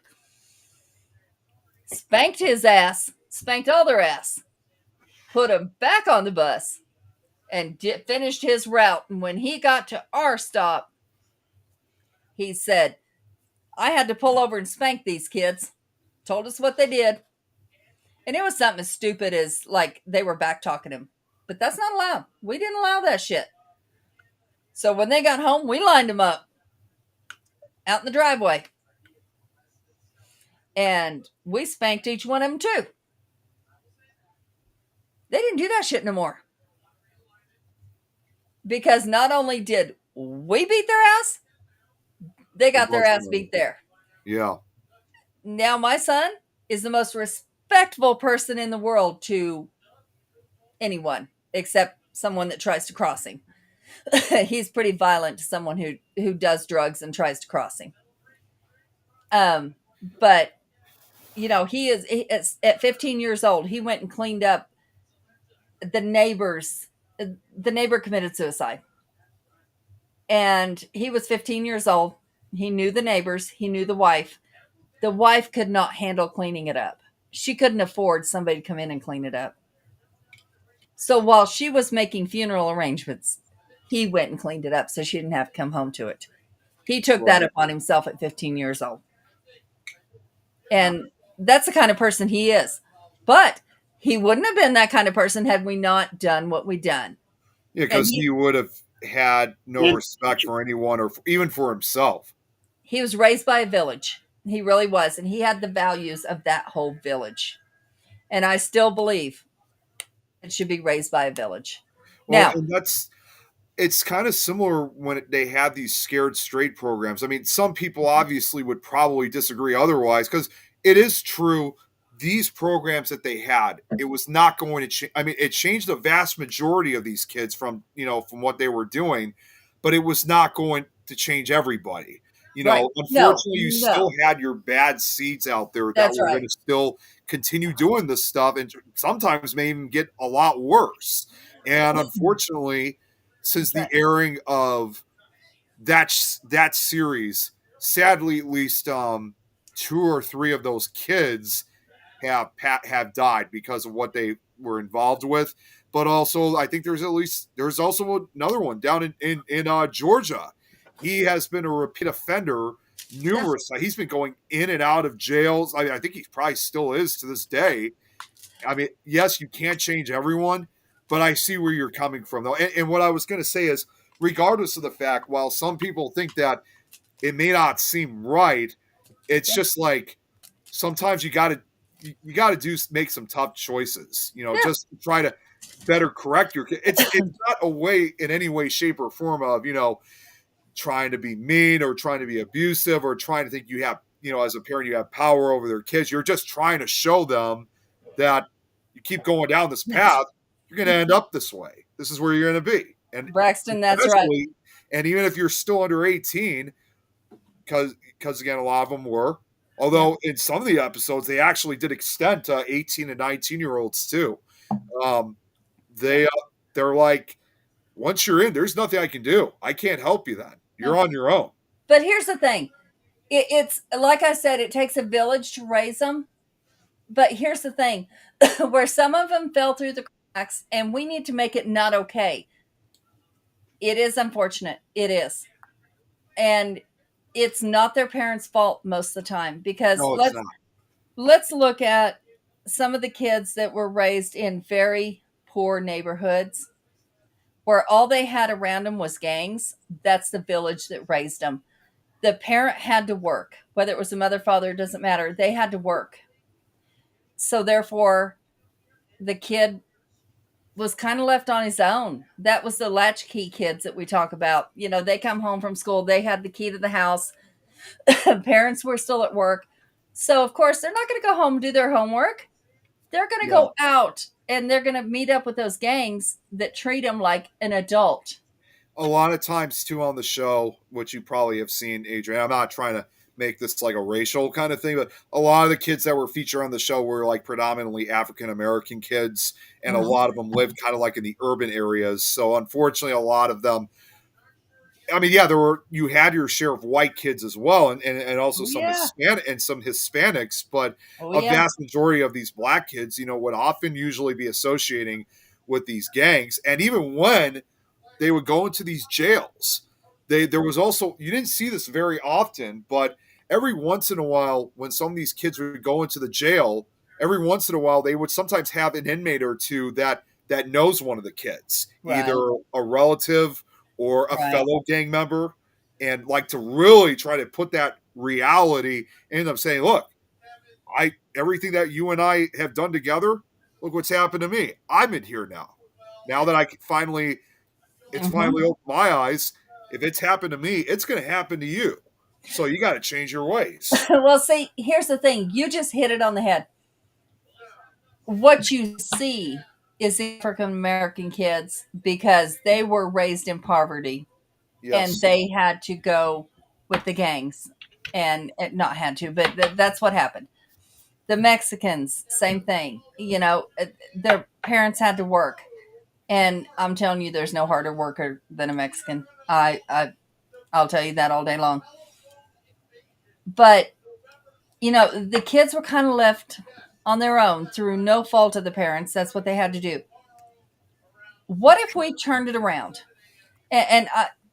Before I say this, I'm going to tell you a story about a little white redneck little son of a bitch that lived next door to us.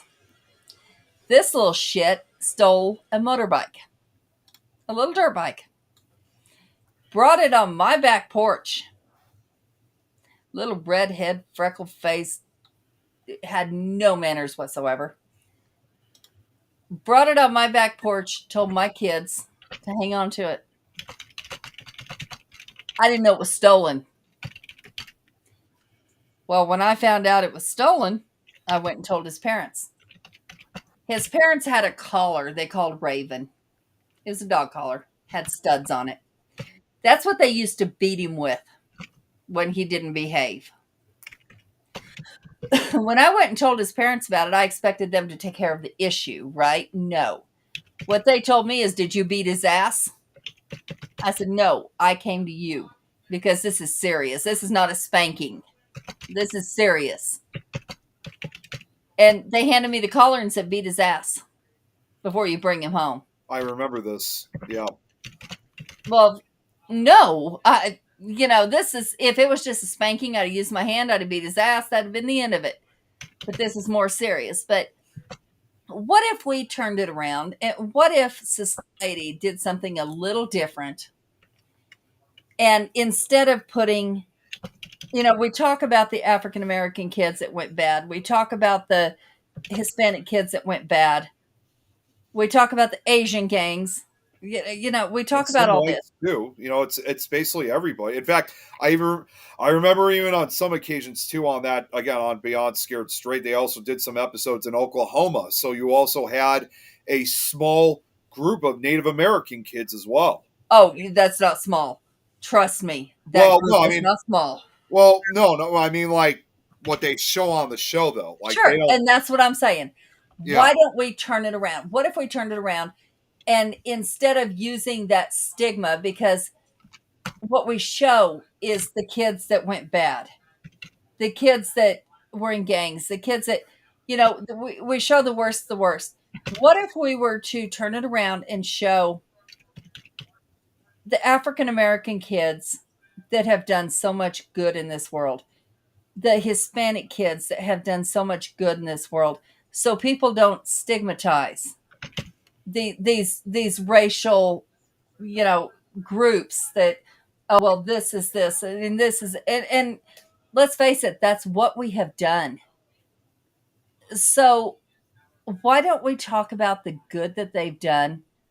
So that, and police will stigmatize them. I mean, there's no getting around that. That is fact. Police will stigmatize the kids on their color, on their where they live, whatever.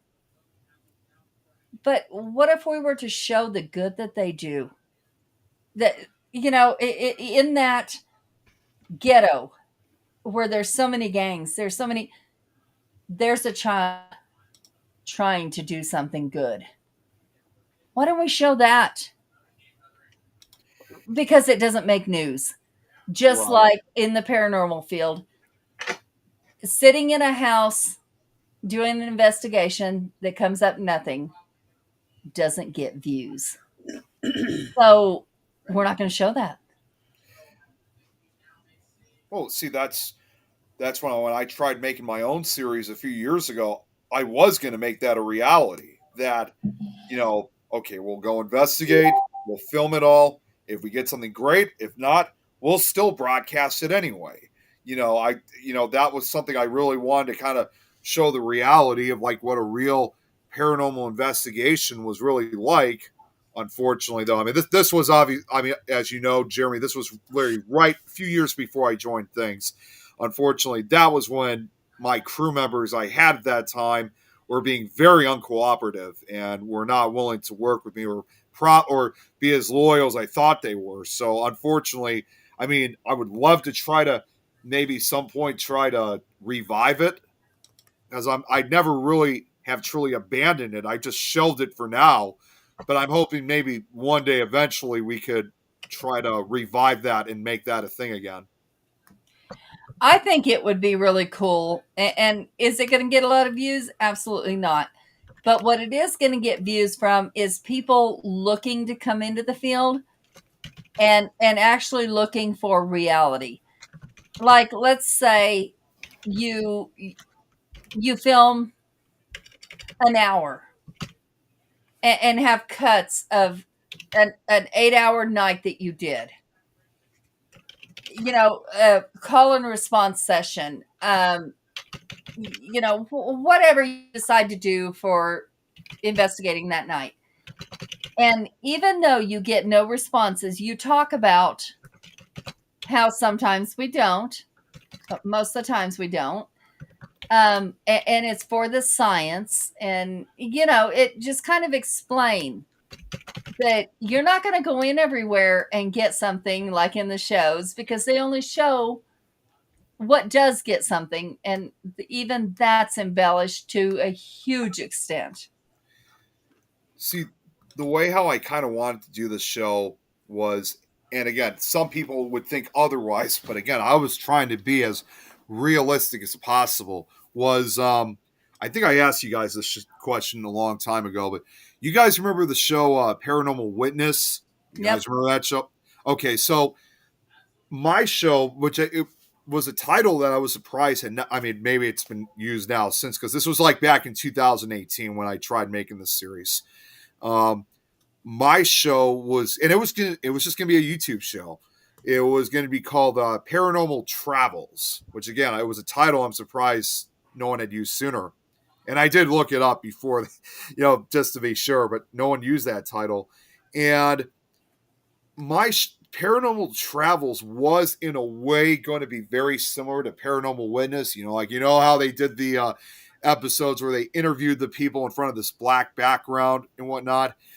It was going to be almost like Paranormal Witness, but the difference was, unlike Paranormal Witness, which relied on reenactments, I wanted everything in between interviews the real stuff. I didn't want reenactors to look like, I mean, yes, every now and then in some of the episodes, they sometimes did show the real photos or video, but for the most part, they just show like snippets of it. You never see the full footage, unfortunately. Yeah.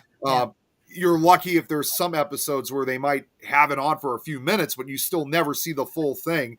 In fact, the episode that really inspired me of wanting to make this series was the very last episode of Paranormal Witness. It was when they were that team investigated South Pittsburgh Hospital in Tennessee. And I'm watching it, and they have this paranormal footage. They interview some of the team members, including the guy who filmed a lot of it. But throughout the entire episode, it's not the real footage. It's just all reenactment. And And I'm sitting there and I'm thinking to myself, like, wait a minute, where the hell is the real footage? Where is the Yeah. real footage here? Why are we watching the fake stuff? Right. And Right. you That's know, Hollywood. yeah, I mean, it was just they were showing the reenactment footage instead of the, it just didn't make sense, and I was kind of disappointed, and I was especially disappointed for a show that when it first started actually did really well, only for the very last episode of the show to go down to fail dramatically. Yeah. So And that's the thing. That's why I to this day will not watch my show. The show I well, was on, I will not watch it. it was that episode of Paranormal Witness that I'd be. It was that episode that had inspired me to think, I should do a show just like this, but instead of the reenactment footage, Mm-hmm. add all the real stuff. Yep. But another big difference compared to Paranormal Witnesses, because obviously the vast majority of people that were involved in that show were not paranormal investigators. It's just like from some of the other past shows we've seen, they were just normal, everyday citizens. Yes, again, every now and then, sometimes you did have a paranormal investigator episode, but most times it was usually just everyday citizens. In my case, yes, being an investigator myself, and so were the guys at times, I would say, back then.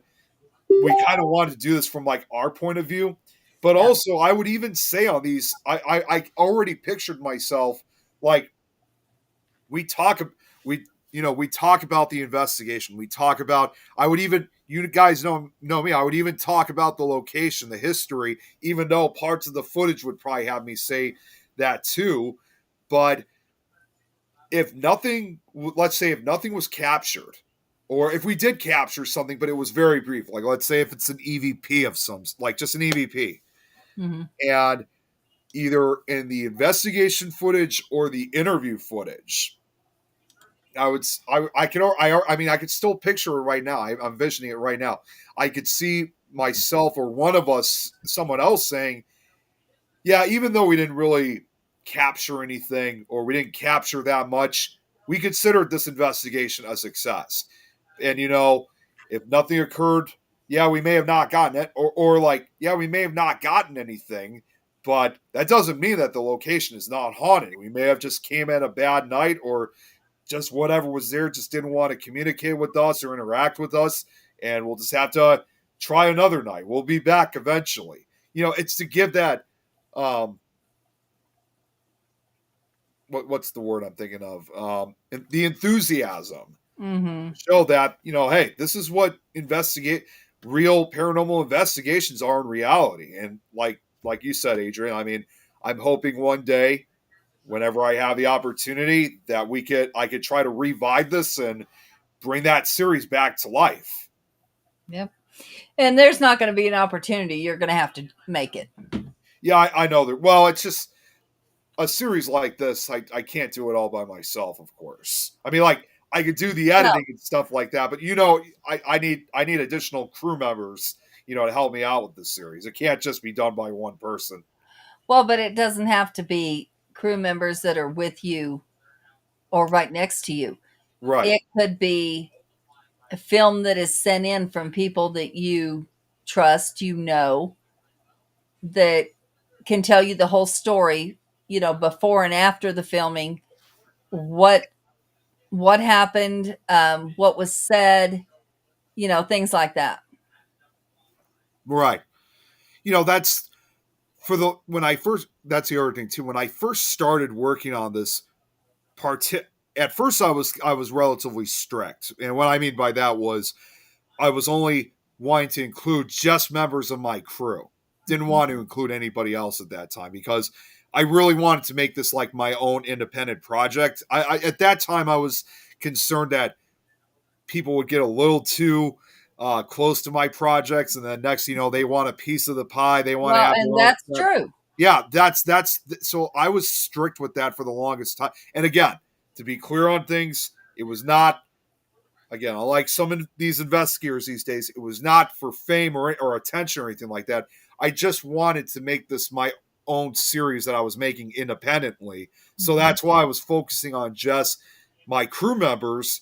But now that, even though I've shelved the project for the last 6-7 years now, I have given the thought thinking if ever I bring back my show, even if and when I say that, because again, there's always a likely chance Paranormal Travels may have already been used by somebody else. May have to change the title, but if ever given the chance of bringing it up again, now I'm kind of more open minded to bringing other investigators on the show. In fact, like you guys, like if next time, whenever I like, if, again, say for example, if I was filming like let's say if we invest, like if I filmed the entire investigation when we were at the Abbey 2 years ago, sometime later on, like next time when I would have seen both of you guys, I would have filmed an interview you guys next to explain your experiences, because now I was starting to be a lot more flexible and extending to other investigators. Well, and the thing is, you would have to travel every weekend. Yes. And when it's only your take and you and your team, that's very limited. It is. This was unlike the shows on TV, because this was going to be a YouTube series. I didn't want the show, as much as I really wanted to try to make a number of episodes out of it, I didn't want to make this a show where there would be an episode every week. Yeah. Next episode will be released when it's released, Yeah. and when it's done. Just like with just no different than like with my audiobooks. Like I don't have a due date for these audiobooks. I take my time. I'm not trying to rush myself. So they'll be released when they're released. I mean, yeah, it sucks sometimes you got to wait, but hey, yeah, you have to understand from the creator's viewpoint of, how such projects like this are created. And well, that's like an author. You can't expect a book. Yeah, I see Jeremy smiling. I mean, it's not going to happen. You're not going to. We all know Stephen King. Yeah. So you read his book, and of course, if you start reading his books now, you're going to be busy for a while. But you get to the end of his line, and you expect another book next month. That's not how this works. It's just not. He put out 2 books this year. Nothing's been announced yet, but he should be having another book coming out next year. Right, but I mean, you can't predict. You can't predict when. Come out every year since he started, with the exception of 1974, 76. That was the last time he did not put out a new book. Yeah, and look at, like, let's take a series, for example. Let's say Ghost Adventures. They film 10 things to release 1. And when it gets to a point where you have to fake something, which we all know they do, or embellish what they see, it has to happen, because otherwise money doesn't come in. It has to happen. So they go to a location, and maybe happenstance, there's a creak in the ceiling, or there's the pipes knock as the hot water goes through. They have to use it, and that's not what we want to portray to the newcomers, because that's not how this works. It's just not. When we hear that, we're going to go debunk that. We're not going to run to it and say, did you hear that? That was so-and-so that they said lives up there. No, we're going to go find out what it really is. Yeah, like that's kind of like, again, how I was picturing my series to be kind of, I mean, yes, every now and then we didn't want to be like Ghost Adventures. I mean, right. Yes, every now and then if we heard a noise, we would say, yeah, did you hear that? Thinking, what the hell was that? Well, let's go instead of saying, "Oh, there's someone walking upstairs." I'm like, "Well, Right. let's go upstairs." Well, instead of saying all that, saying, "Well, Yes. let's go upstairs and see what caused Right. that noise." Right. And that's what I would like to see shown to the audience Yeah, is how to debunk and how to do all these things. Now, is that going to be popular? Absolutely not. Because people want thrills. they want to get your base. It's like they are expecting you to give them what they want, Right. and And that's what they pay to see, and that's fine. But like my coffee talks and stuff have become very popular. We do coffee talks on I can't we can't exactly do like readings or things like that because that just becomes a liability issue. But we can talk about ghost stories, we can talk about how things are done, we can talk about how mediums work, um things like that they ask us, we can talk about. Now I've had people pull me aside and say, if you see something around me, please let me know, I'm open, things like that. But the first thing I will say, they'll be like, oh, does this really happen? I've heard this, I've seen this, I've said, take what you've heard and throw it out the damn window. Let's start over. Because what you've heard is probably bullshit. yep, And the biggest thing oh my gosh, this last coffee talk was, if you have a mirror in your room, you cover it. Duh fuck.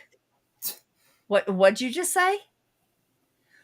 And I'm like, oh, well, I had to test that theory when I first got in the paranormal field. I had 4 mirrors facing each other. One at my headboard, one at the footboard, one over here, one over here. Not a damn thing came in. You know why? Because it was intention.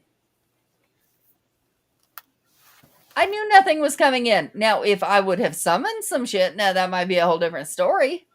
But right, just to do right. it, no, it's not going to happen.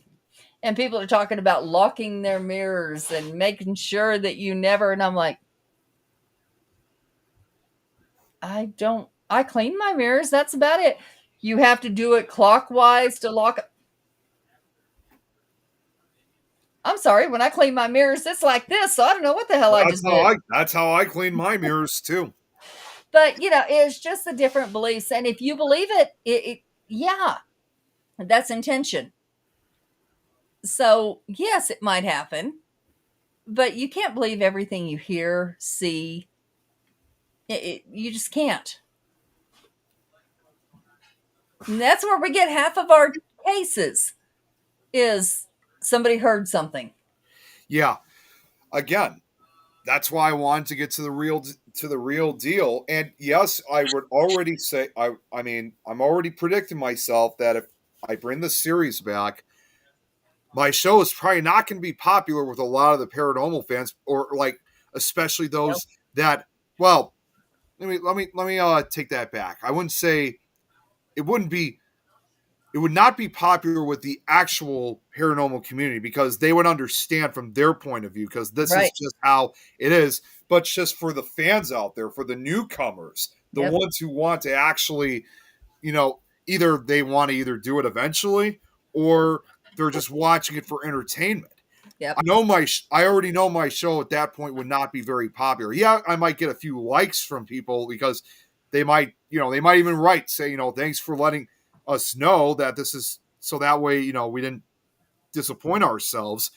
But, there's a lot of others, though, are going to be disappointed. So I'm just going to say, with bringing a show like that, I know I'll be criticized for it. But this is just it's just my way of saying, and I've said this on numerous shows and to a lot of investigators, and I'll say it again, is that I'm not trying to disappoint, especially in the newcomers that want to join, but I just want to let them know that 90% of paranormal investigating most of the time is boring. You go to these locations, you investigate, and for the most part, nothing happens. You'll be lucky if you even get one small unexplained sound.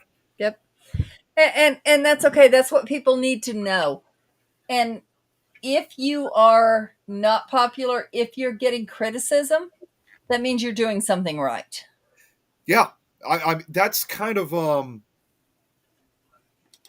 know this. I know this is going to sound crazy, but honestly, this is probably another good way to describe it. Is that it's like when you're making it's like with my audiobooks or like when you're making a horror movie where if you have people out there who are like again I'm just throwing it as an example like with my audiobooks if I have people out there who say oh I can't listen to this anymore this is way too scary or no I don't want to listen to it I've already heard one and I don't ever want to hear another one again that means you're doing good because right. not only are you giving the reaction but you're actually delivering an effect Mhm. on people who are either watching or listening. And that's kind of almost the same way when it comes to investigations. Maybe not the scary part, but you know, when people say that, well, this is boring, nothing happens, in a way, like you said, you're kind of doing a good thing because you're showing again the reality of what an actual investigation is. Yep. Because most people who watch these shows don't realize that yeah it may look fun and exciting from a television viewer's perspective but when you're actually there it's far more different Yeah. and Yep. probably the best example I can even come up with something like that again correct I may have already said this before but I'll say it again is back in 2019 me and Tom in fact were helping out with Ursa Bielski on a ghost tour and it wasn't in the Chicago though. It was actually on the outskirts of Chicago, further out. And there was a location that we stopped at. It was kind of like a giant field almost. Yes, it was during the day, but still didn't matter. And I guess further out in the field was I guess there was supposedly like the remains of a noose where somebody hung themselves, and it became kind of a place of local legend. So we get off the bus and we head over to where this hangman's tree was, if you will. And as we're walking to the path, which was probably about quarter mile walk at least, as we're walking, there's some people that are like walking behind us, and I couldn't help but overhear this. They're like, they said something like, "Geez, we've been on this tour for like 2 hours and nothing has happened. Like, thought we would see or hear something like there's nothing. This is what we paid for. Something like that." And Mm-hmm. I'm not gonna lie, I was actually really irritated when when these people said that because it was obvious they've been complaining. They were complaining a lot from the start of the tour, and I almost snapped. I mean, I almost turned around and say, "Look, guys, if this is how things are when it comes to these real life locations. Sometimes things happen, sometimes it doesn't. Most of the time, it doesn't. If you're not satisfied with, how things have been, then maybe you should wait on. Then go back and wait on the bus until the rest of us are done." I mean, I almost I almost said that, but of course, obviously, I was not going to snap and do that and create a scene. So, but I can't Yep. tell you how pressured I was to almost say something like that to these people. Because they obviously were not getting the reality check. Yeah. I mean, we can't help them all, but okay. It is late, Yeah, guys. it's 9:45 over here. I think Nikki was going to do a show, but I think I saw in the chat, it sounds like she changed her mind. I think we might do it next week. I don't know. Yeah, well, when I get off after this, I'll call her and see what she says.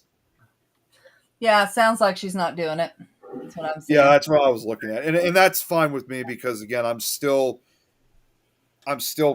yes, I'm a lot better now, but I'm still recuperating from this upper respiratory infection. I need some sleep. I think we all do. Yeah, I know I've been ready to go to bed for the last hour. yeah, I figured you were. That's why I haven't said anything. Yeah. Um, I do have two pieces of good news that I wanted to share real quick. Sure. Nothing paranormal. Two movies have been announced. A Michael Jackson biopic is being released in April next year. Oh, nice. And it was just also recently announced that they are getting ready to start production on Gremlins 3. Oh yes. If you know, it's funny. We have a drive-in here in McHenry, so about 45 minutes from here. About 2 weeks from now, they're going to be showing the original Gremlins at the drive-in. And that one will, from what I'm seeing, is not going to be released until 2027. Makes Oh, sense. yeah, and a new Mummy is coming out too. Yeah, the new Mummy. I saw that. They're making a fourth Mummy film, Yep. and they So, were supposed to have that new. Originally, they were going to have that sequel from that. Remember that Thanksgiving horror movie from 2 years ago, from 2020. That real the slasher film. They were, excuse me, yeah, they were originally going to have the sequel come out this year for around Thanksgiving of 2025, but for whatever reason, they have they've not said it. I mean, the actress, the final girl, if you will, in the original film said, I think they were starting to film it, but that's pretty much it. They haven't said anything else. So I have a feeling that Thanksgiving 2 will probably not be released until next year around Thanksgiving of 2026.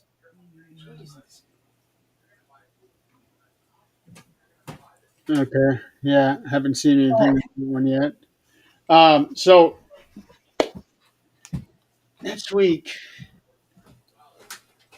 I guess we'll just find out what we're going to talk about next week.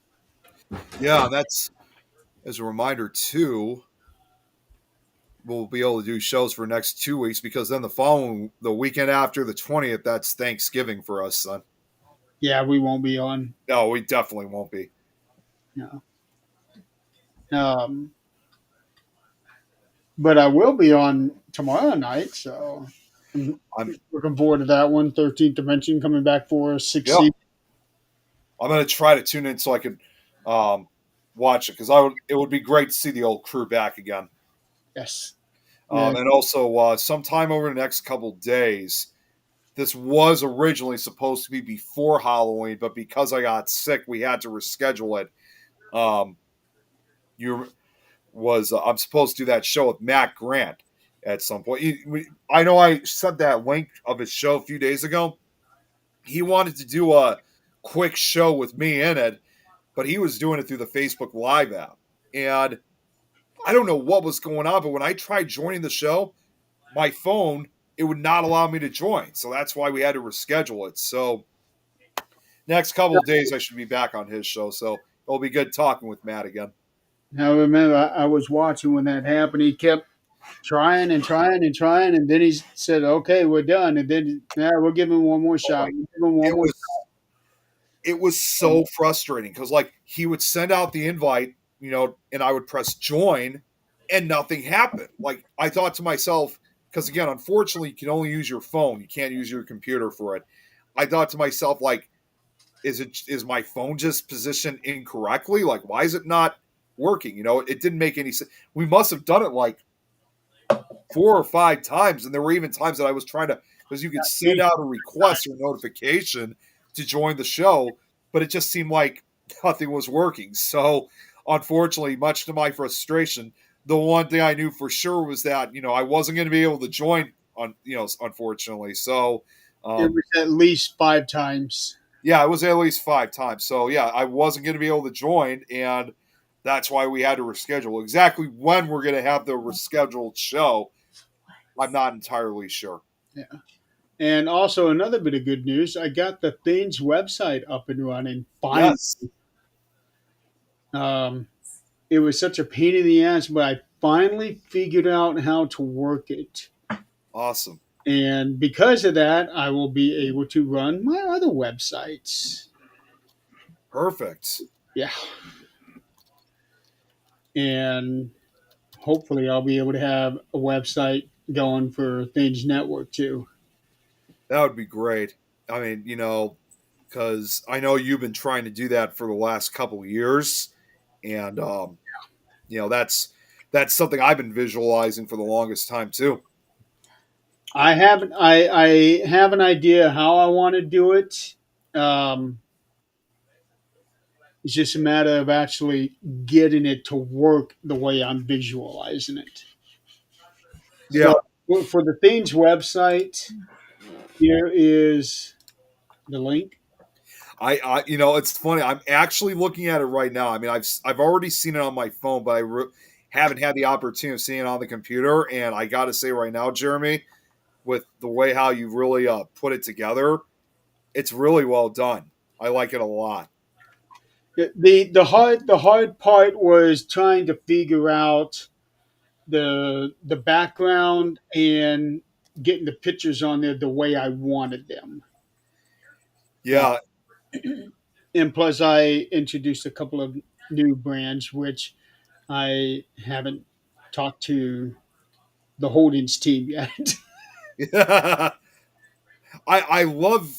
See, this is kind of like what I was trying to do with my old team. Is I love the feature you have here of the so-called code of conduct, and I love that. All the different rules and regulations and stuff. I'm very impressed with it. Yeah, gotta have it. Yeah, you do. Well, that's what I was trying to do with the old team that I was a part of, Yeah. and it was well, We can't look back at the past. We can only go forward. well, no. I mean, yeah, I know but no, I'm just saying that I tried doing something like this with the old crew, but a lot of what you put here, Jeremy, is like what I originally was trying to do. So very, very well done. There's there's more to it that I need to do. I at least have the request help thing up and running. That's what I really wanted to focus on. Plus, I got the team, the pictures up there. Um, now I just need to do the Things Family Network, the Given Tree.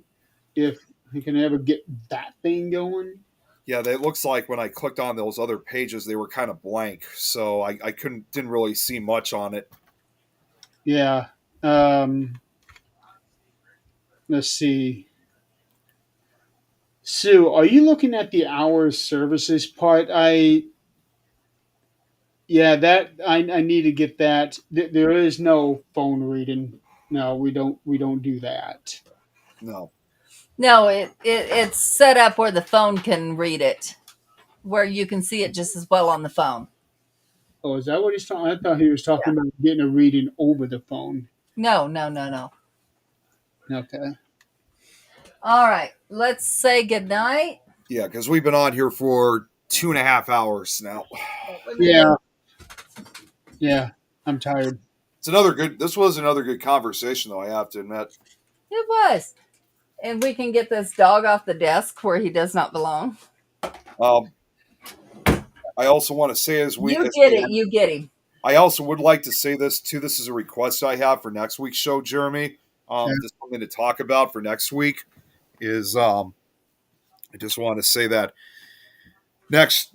is it next week or is it probably no, it is next week.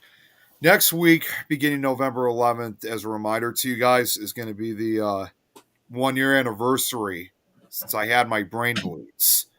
And I was hoping at some point of wanting to talk about that during the show next week, just to kind of look back on what's happened, what happened to me a year later. You know what happened? You survived. It was good. That's what happened. Just like with my blood clots, we survived. We don't know. We're good. Yeah, I know. Just wanted to have a time to kind of reflect on what happened, because that's probably going to be next week is probably going to be kind of an emotional week for me. Just to look back on that. Well, November 11th also is Memorial or Veterans Day. Veterans Day. Veterans Day. Yeah, well, and I was in the hospital from November 11th to November 19th. Yeah, you got bit of a taste of what some of us have had to go through. Yeah. Yeah. I We all have near death experiences, and you know what? It makes us love life and never look back. Yep. yeah. Yep. Hey, Chris, unfortunately, we're just about to end the show. Yeah, we. We The are show's up is ending wrapping this up. show. That's what we're doing. We're gonna say good night, Yes. everyone. Yes. Yeah. So join us next week as we talk about a few more serious topics. And also come join me tomorrow on 13th Dimension as I will have Tim and Scott with me and we talk about suicide awareness. Um, some new information has come up and Scott and I wanted to discuss it. And we're dragging Tim along with us. So, All right. Fun. yeah, get the old crew back together for another episode or 3. Getting the OGs together, in other words. Yep. Yep. I was even looking at the videos that I created for the 100th episode, and those are the best times. Oh, yeah. Yeah. Those are true nostalgic videos right there. All right, folks. Thank you so much for playing along with us tonight and for hanging with us for as long as we have been on. And we will see you guys next week. Have a good night and a good, safe weekend. Good night, everyone.